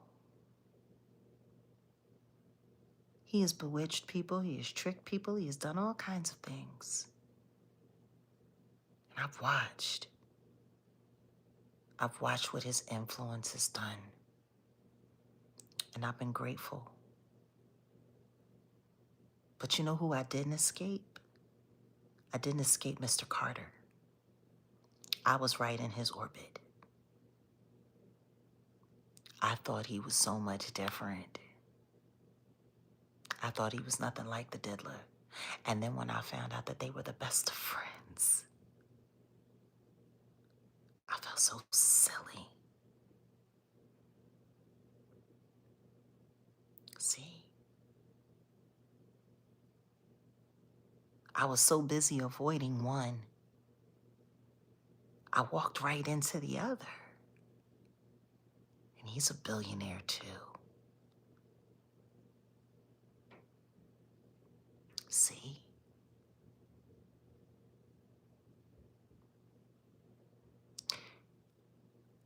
I believe in God. Once upon a time, people told me that nothing would ever happen to Diddy. Diddy would never go to jail. He would never be taken into account. Nothing would ever happen. And every day he sits in that jail,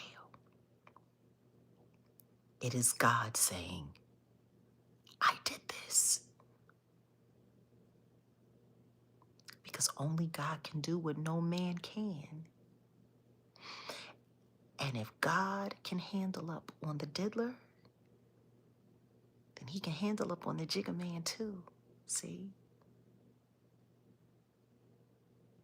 I let God fight my battles.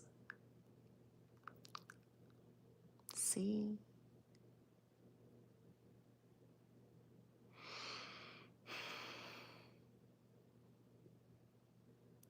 It's patience. We've gotten so used to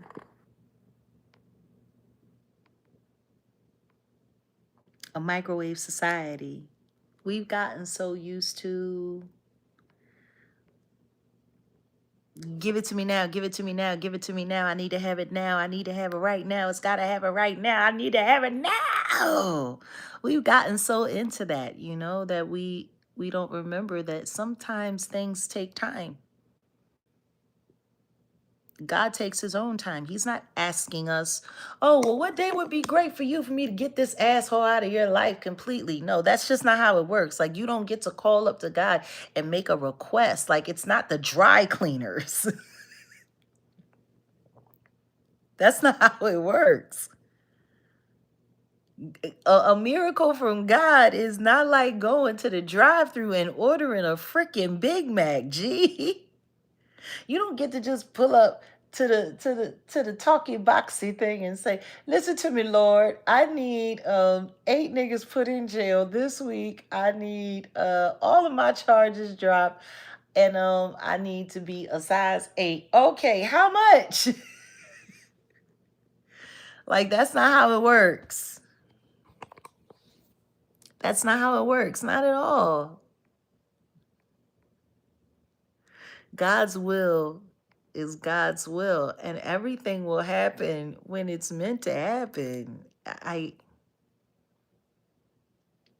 was speaking with a young lady earlier today, and I was just sharing with her some testimony from the Bible, and we prayed. We had a really, really, really great prayer, and it was the kind of prayer that you pray when you know God is working.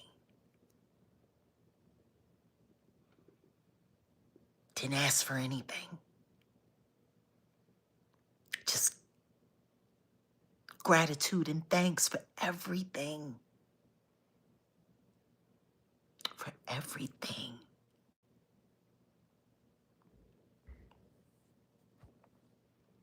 We be so busy asking for things. We be so busy wanting things. We be so busy begging for things that we forget to be thankful for the things that we got. Like, why am I worried about who's in jail when I'm not?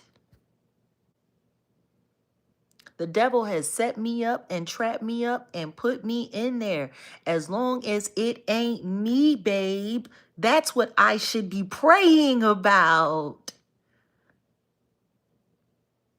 Let his unfortunate ass sit in a place where his friend and him have conspired to have me put when I don't belong to be there. Do you know what a blessing it feels like to me to see somebody sitting in jail, even if it is only for 40, 38 months or for 40 months? Do you know how good it is to see somebody sitting in a place where they fucking belong when I sat there and I was innocent?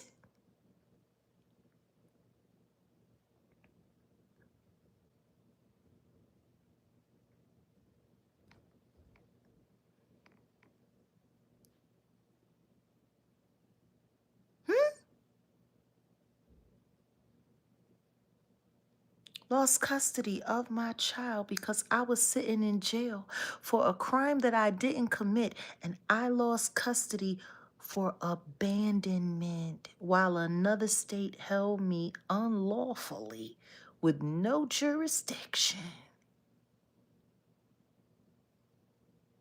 And I couldn't even sue him because allegedly a former president who lived there was pulling strings with all of the law firms, making sure nobody would take my case so I could be compensated for all of the months I lost.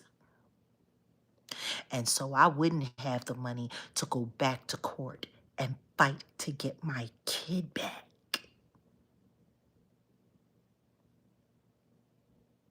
Fuck you, me.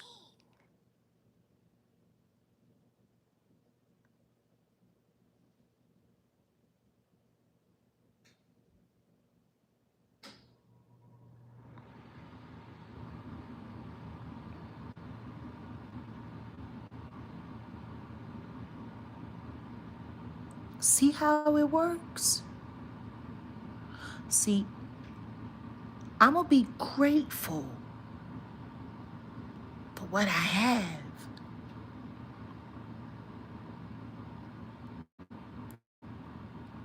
You know, prophecy states that God won't give you anything more until you show gratitude and appreciation for what you have. See? How am I going to sit there and complain about what kind of car I'm not driving or what kind of car I don't have when I don't appreciate the transportation that I have right now, even if all that is my motherfucking feet?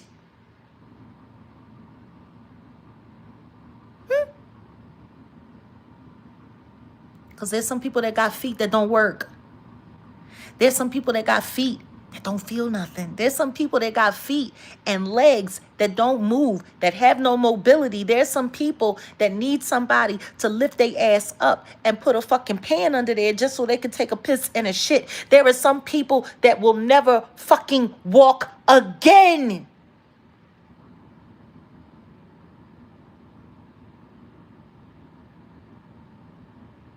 But my feet walk.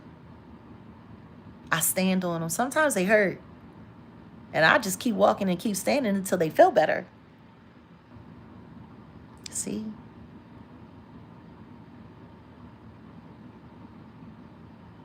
See, that's the kind of shit I'm talking about.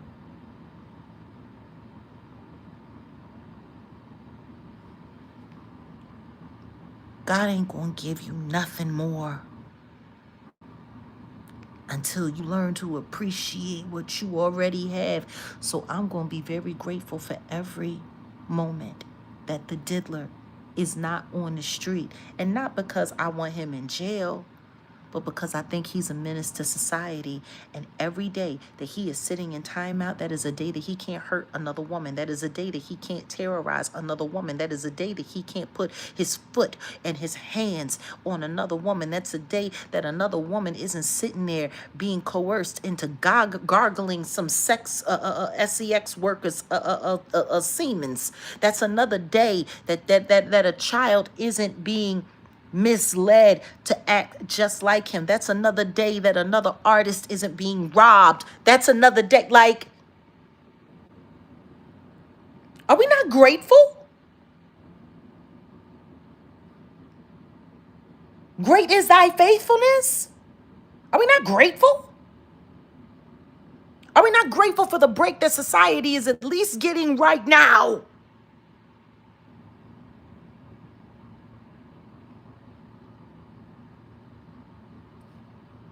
I don't care what the reason is why they paying attention to his ass. He is getting the much needed attention he has needed so desperately and deserved so desperately for quite some time. And every day that he sits in there, that's God saying, no, no. You're not going to hurt another woman today. You're not going to hurt another person today. You're not going to rob another person today. You're not going to lie to another person today. You're not going to steal from another person today. You're not going to grape another person today. You're not going to unlawfully surveil another person today. See, every day is a gift. That pussy been running around doing all kinds of wild shit for 3 decades, and God has given us a break, and we complaining about that? We complaining? We're complaining that the Almighty God has sat the diddler down and given humanity a break. We complaining? After 3 decades. 30 years of fuckery. God said, no, sit your ass down. I will not complain. I've had some good days. Yes, and I won't complain. No, I'm not. He knows what's good for me more than my weary eyes can see. And I've got to say, thank you, Lord. And I won't complain. That's just me playing around. But seriously, though, I ain't gonna complain. A blessing is a blessing. I don't know what's wrong with people. I don't know what's wrong with people.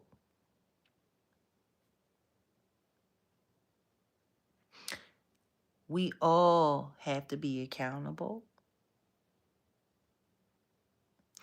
Um, because his ability, yes, God said no, darling. His ability to do all that he's done has been with the help and the energy that people have given to him. Like whatever power he amassed, that was given to him. He's been energy harvesting for years. When Biggie died, we did not boycott Bad Boy Records. We made him a billionaire. After Biggie died and we watched him exploit his death, niggas bought Sean John and Ciroc. And Ciroc is trash vodka. Trash. You know how many people tore up their livers with that crap? Understand this. Up until the diddler got involved, they were barely selling 40,000 cases a year. He took that company from selling 40,000 cases a year to selling over 1 million cases a year. 1 million cases. I want y'all to think about that. They couldn't, as a vodka company, they could not sell more than 40 cases of their own shit. And Diddy came in and he convinced all of the people that follow him to buy a shit product at high above market value price. They took a crappy vodka that they could barely push, and then they upped the price and added his weird ass to it. And we was all sitting there, Ciroc parties, Ciroc party, Ciroc grape, Ciroc peach, Ciroc. Listen to me, from Ciroc to gut rot. And guess what? Wasn't much difference to begin with. We all have to take accountability.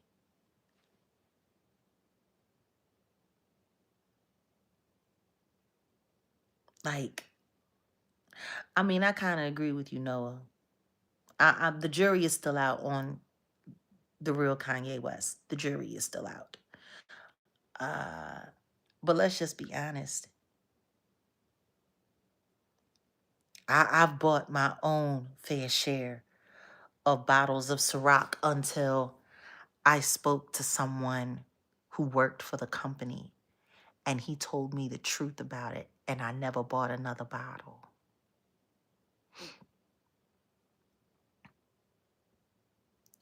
I started drinking Kettle One. It's quality vodka.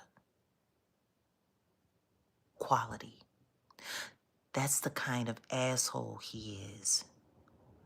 That while he was sitting up there talking this black excellence bullshit, he was selling trash product to his own people at an upcharge, knowing that it was destroying their bodies, knowing that it was destroying their livers. Like all of those Ciroc drinkers are probably going to be on dialysis, G. That's what the diddler did for his people. Like,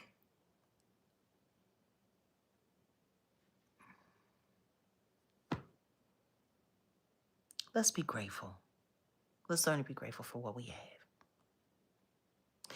And let us remember that regardless of what the judge say, regardless of what the lawyers say, especially Mark Agnew, fucko, that fucking weirdo.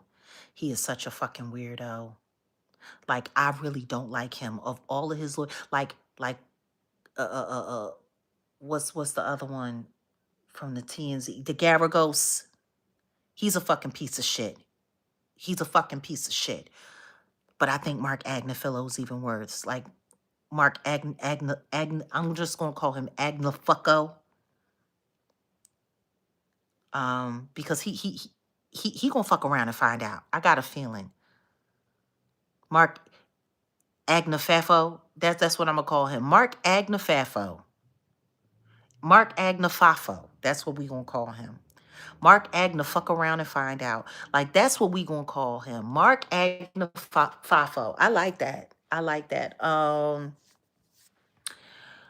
Because he thinks that he's in that Keanu Reeves movie, The Devil's Advocate. Like, he really thinks he's that guy. And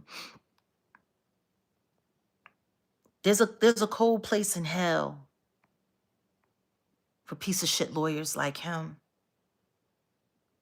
Like, literally, from the second that he realized a federal indictment was coming, they were already coming up with plans on how to poison.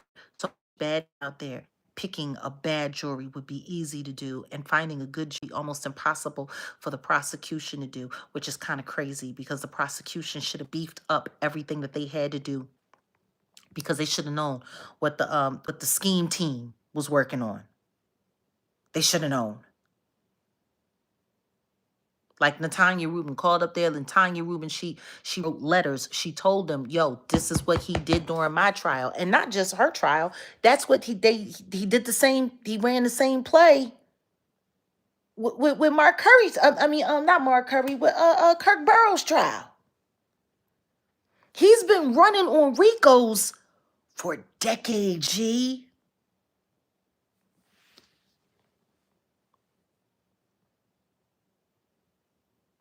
Like, for decades." He's been getting away with this shit for decades. We should all be so grateful. We should all be so grateful that he's in there at all, because the truth is, with the amount of money that he spent and with all the lawyers that he had and every trick that they pulled, he shouldn't have, he should have walked. Like, I could see why they was all like, "Yeah, he's coming home. We having steaks and lobsters for 4th of July." You know it had to kill them when bail was still denied. You know it had to kill them that he had to go to jail. They sat there and they fucking cried their eyes out, made themselves look like goddamn fools on that sentencing day on October, what was it, the 3rd? It's been almost 2 months. And I mean, they was still like, "He's a billionaire. He's not supposed to be here. How did he get here? Puffy ain't supposed to be here. He's been a billionaire for some time. His lawyers said no. Diddy ain't supposed to be here. His billions didn't save him this time. Yeah. Yeah. How did he get here? He ain't supposed to be there. He's been a billionaire for quite some time.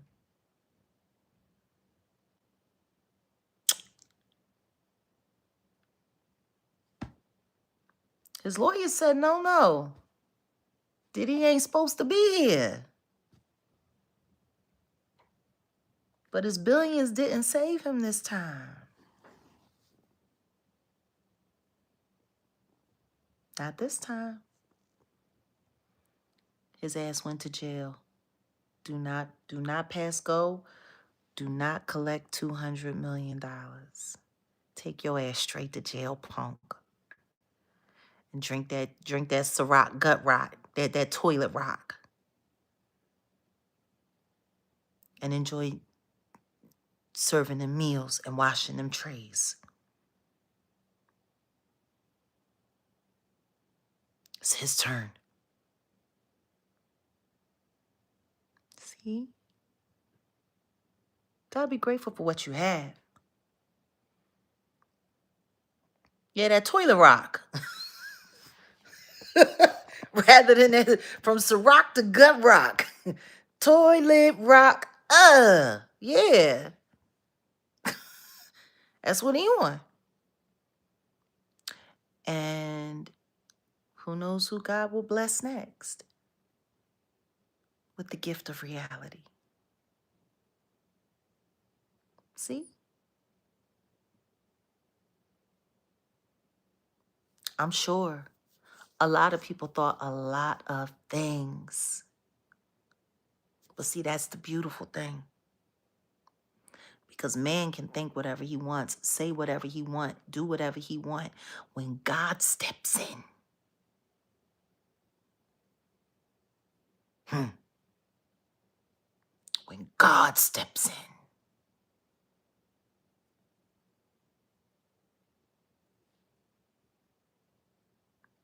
did he say he want to go home? God said no. I'm sure, did he say he want to go home every day? And God says no, every day. And he'll get out when God decides to let him out. And see, it's just that simple.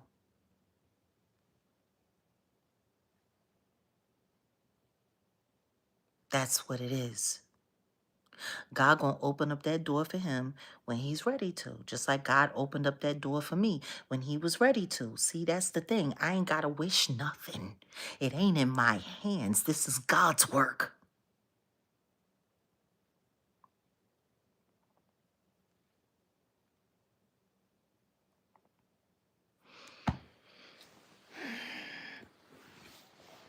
And that's that.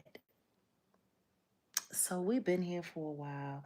Ooh, I wasn't expecting to be here this long. I think I'm gonna have to take me a nap.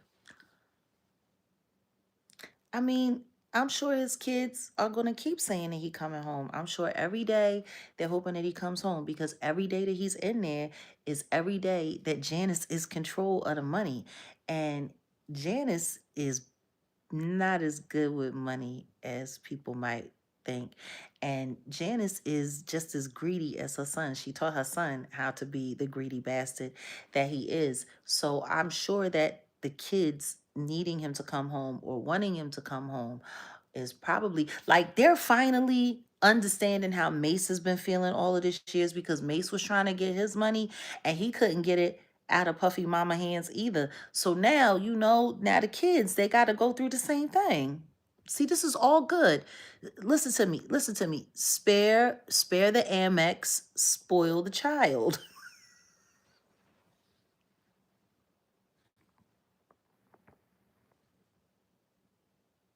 You know?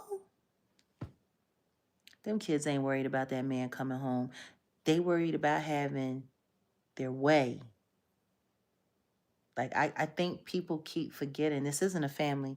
This is a corporation with people that are blood related. And not all of them are blood related. Like listening to Christians sit there on the stand talking about, yeah, well, I look the most like my dad because you're the only one that is your dad's dummy.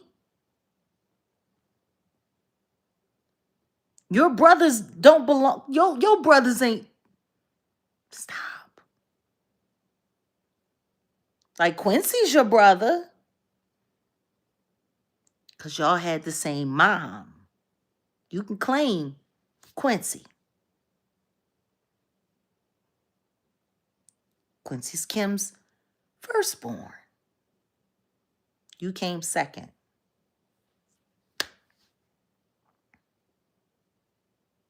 Justin's Misa's son. Supposed to be Diddy's. I don't know. You know what I mean? That boy look a whole lot like Wolf to me, but who knows? You're supposed to look the most like your dad, dummy. You're his son. Ain't no question about that. You got that monkfish face that he got. Thank God Kim is your mom because it could have been worse for you, kid. It could have been a whole lot worse for you. Like Kim being their mother saved them.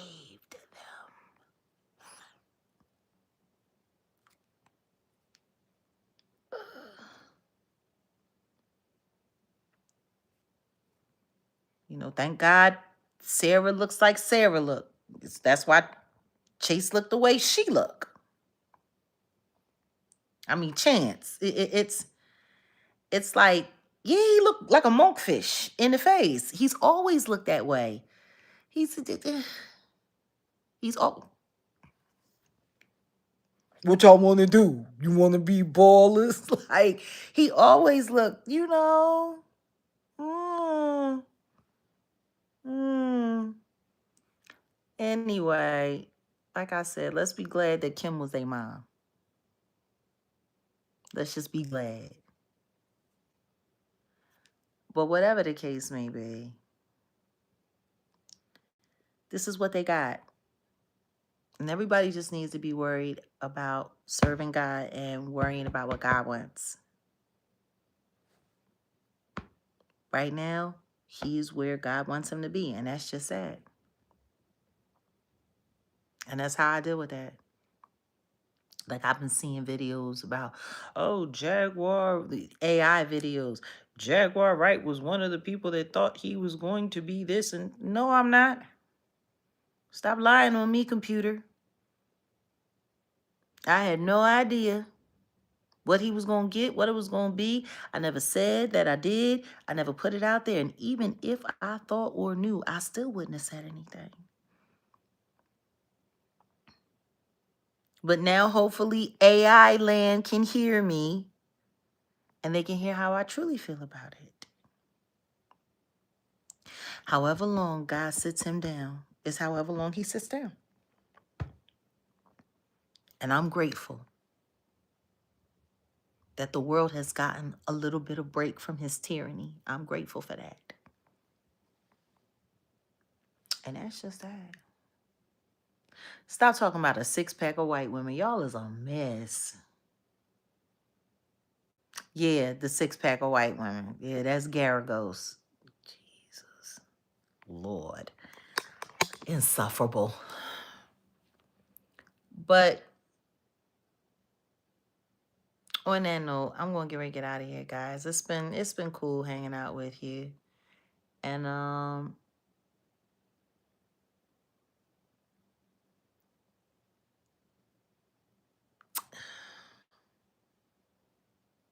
oh, God bless you, Michael. Salute to my moderators. Salute to Archangel Michael in here kicking ass. And just to the rest of the family, to all of our members. I mean, guys, you know, usually it's just us members only, but tonight I decided to make it a subscriber only mode.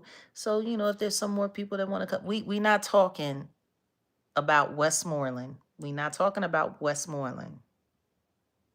I tell you what I do know. Every city that I've ever been to that had a street called Westmoreland, it was cheap. It was cheap and it was bad real estate. And her face lives up to that. So, no. She's not supposedly a survivor. She is a survivor. She got ran through at Patchwork Studios in Atlanta, fucking around with Cash Money Records. And yeah, she got worked over in a bathroom, which is why her taking this case, it was really all about the money. And I pray that she doesn't. I pray that she never has to experience what she already experienced. Like, the saddest part about it is she got essayed by a bunch of rap dudes. So for her to represent Diddy, like, it was just, ugh. Yeah. There's some new updates on Russell Simmons. Russell Simmons might be coming back freely to the United States, him and Kevin Liles. Word on the street is they're settling. I guess the Schluminati is looking a little thin with the diddler in jail, and they need to have some more overseers back on the mainland. Russell on the mainland, tell him what you want. You can't call him up and tell him what you want. Ooh, Russell on the mainland, tell him what you want. I guess that's how Kimura got that new TV show, Cooperating. Russell on the mainland, tell him what you want. Russell on the mainland, tell him what you want. You can call him up and tell him what you, yeah.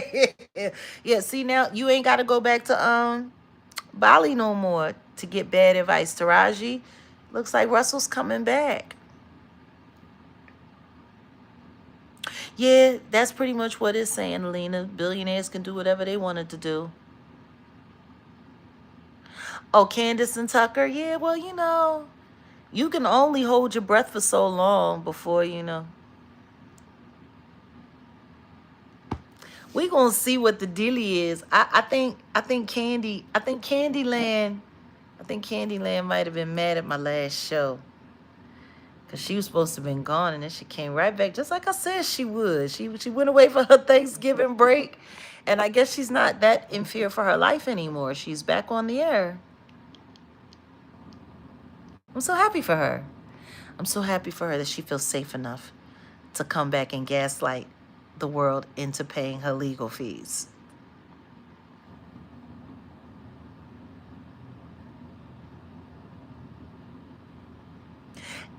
Ooh. So yes, do I keep in touch with Jean? I mean, Jean reaches out from time to time, and I reach out from time to time. I don't have much to say to most people these days. Honestly, I don't really talk on the phone that much at all. Um, I don't. You know, I'm probably gonna reach out sometime. Mm.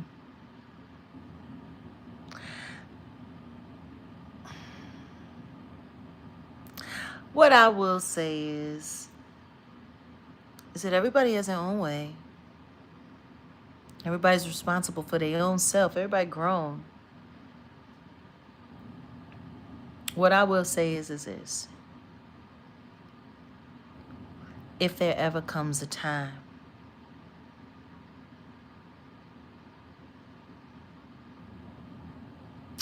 oh, yeah, people say stuff about Derek.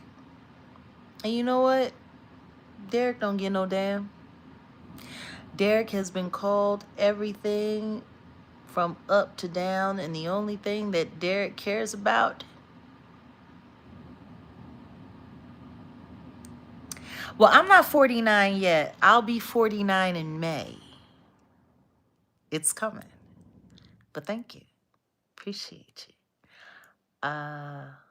Yeah, in less than a year and a half, I'll be 50. So there's a lot of things that I need to get done, and a lot of chapters I need to close up, because I intend to have one of the best dates I've ever had in my life for my 50th birthday. Oh, absolutely. Tia Kemp. What do I think about Tia Kemp? I don't. I don't. I don't. No, there's nothing to think about. I will pray for her though. She seems to have an affinity for F boys who like boys, allegedly, and who suck face with men and other things. You know, I hope she's on prep. That's what I hope for her. I pray that she has a lifetime subscription of prep. And oh, congrats. You'll be 50 in May. You'll be 50 in May. I'll be right behind you, baby. Oh, you talking about that art of dialogue? You know, what I've come to realize is that there's some people that just, people are who they are. I just accept people for who they are. And I hope to God not. I hope everyone isn't on prep. I hope Everyone isn't on PrEP. I hope people are in sustainable, stable, healthy, monogamous relationships. Like, that's better than PrEP. To be able to be with someone and know that you don't need a pill to keep you from dying from being with them.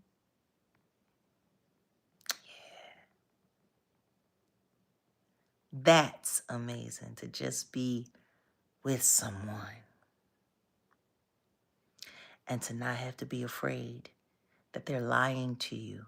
Like, when I hear people sitting there like that idiot,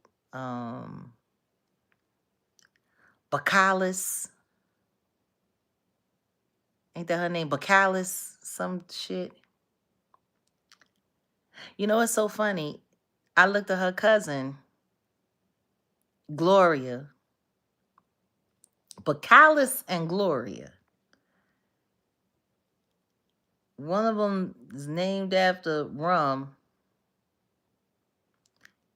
and the other one, someone said hallelujah when they bust a nut. So I don't get it. You know, Gloria can barely speak English, and honestly, Bacalis, she can't speak no good English either. I guess it runs in the family. But this is the thing.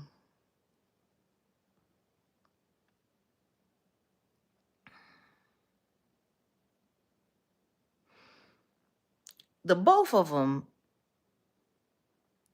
look like hot shit on a metal trash can in the middle of the July. Just they were not these aren't pretty girls. They were never, neither of them were pretty girls. Like that damn Glorilla. When I seen original pictures of her, I'm like, oh Lord. Like baby, when are you going in for your Roots edition? Like straight off the plantation. These aren't pretty girls. Like neither one of them. It's pretty girls. It just and I think they know that because now they done gone under the knife so much that they're unrecognizable to themselves. And I'm noticing that a lot of these girls, they hate themselves so much that they can't wait to look like something different. Megan wasn't pretty either. That's why they're all doing what they're doing. Well, that's what I'm talking about. The Belcalis, the Bacalis. I don't know. Cialis. I don't know. Y'all know the Bodak, the Bodak girl. No, but they running around talking about this PrEP and the PrEP and the PrEP and the PrEP.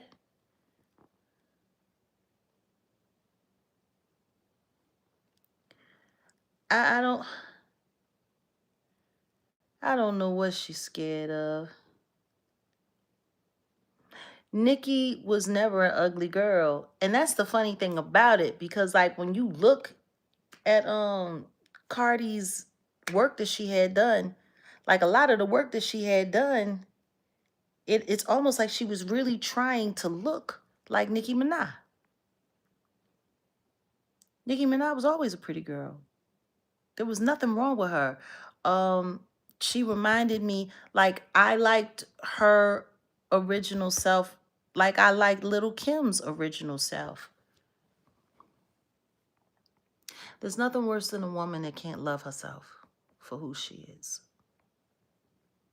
It's nothing worse than that, because growing old is going to be a bitch. But the whole PrEP thing, these girls are running around trying to normalize being promiscuous. And in this day and age, that is dangerous. That is extremely dangerous. It was dangerous for my generation when we were coming up, because The big HIV was out there, and the way that thing could spin into the big AIDS was out there.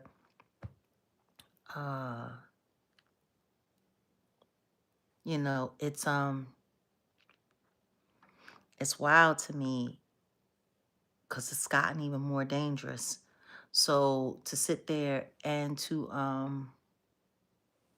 encourage people to get on PrEP, encourage people to get on PrEP, encourage people to get on PrEP. Basically what you're saying is I have no expectation of you ever being faithful to me.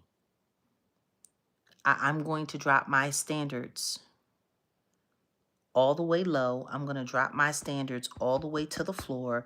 I'm going to drop my standards to the point where I'm just going to keep popping these pills and pray to God that this time that we're together isn't the time that they don't work, because they're not 100%.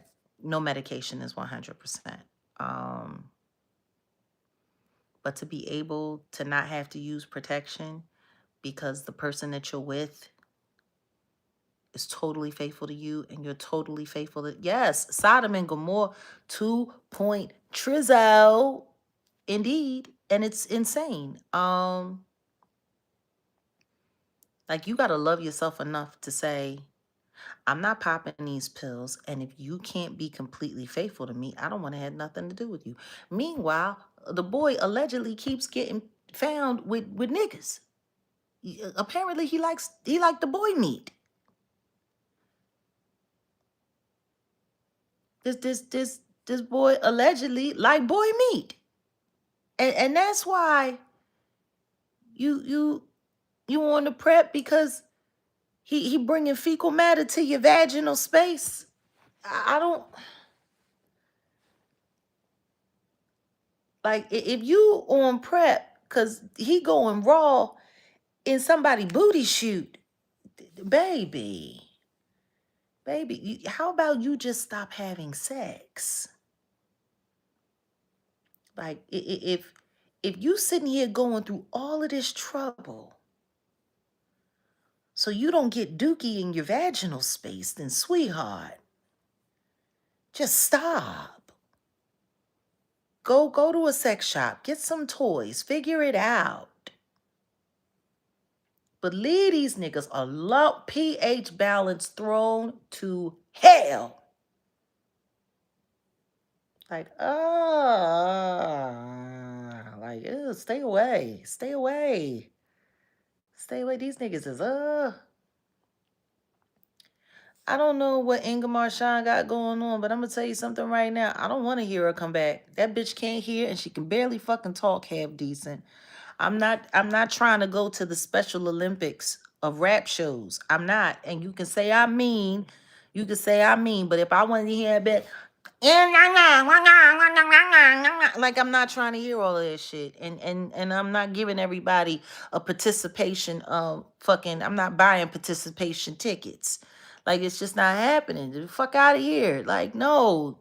You caught that syphilis. See, and this is what I'm talking about. Because the reason why this bitch can't hear and she can barely fucking talk while she's doing all of that is because of that alleged syphilis that she caught from a rapper that she was supposed to have never been with, that never got treated.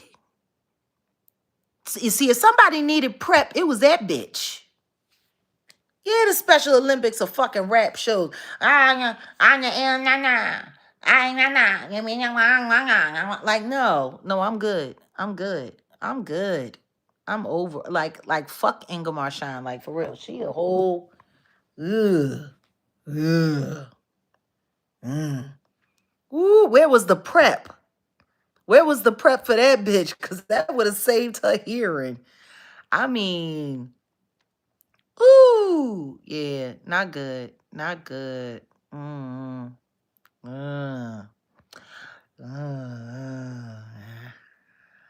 So,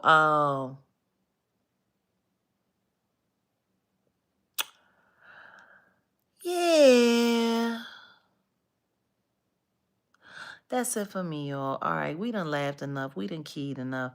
I was supposed to have been writing my notes and going through all of these episodes and getting ready for my commentary on this mockumentary. Just say no to the D. Yeah, the DICK. Just say no. Stop taking prep. Just say no.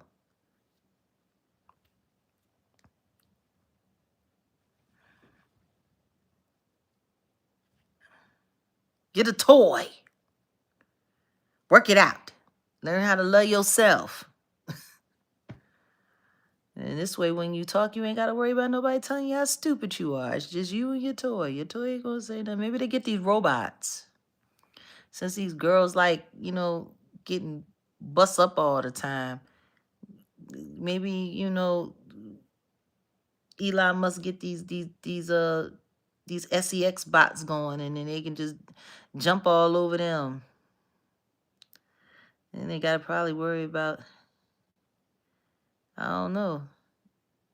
I wonder if you got to put WD-40 on those things.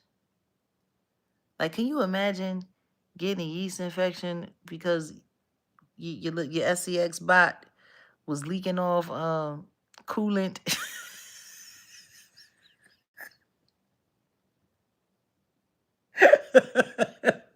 Can you imagine what the issue's gonna be then? I got HPV. No, what is it? No, what is this shit?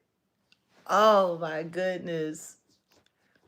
Is it HPV? Not HPV.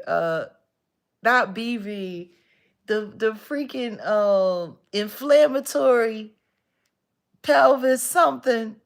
IP something. Yeah, I can't keep up with all the letters. It's too many. But the inflammatory pelvis, man, cause your bot done leaked off some coolant up inside of you riding on it. See, these dirty bitches probably wouldn't even properly clean their robots either. I'm telling you, I can't. All right, y'all. I'm done. I'm really done. We done. We done, and I'm out of here. All right.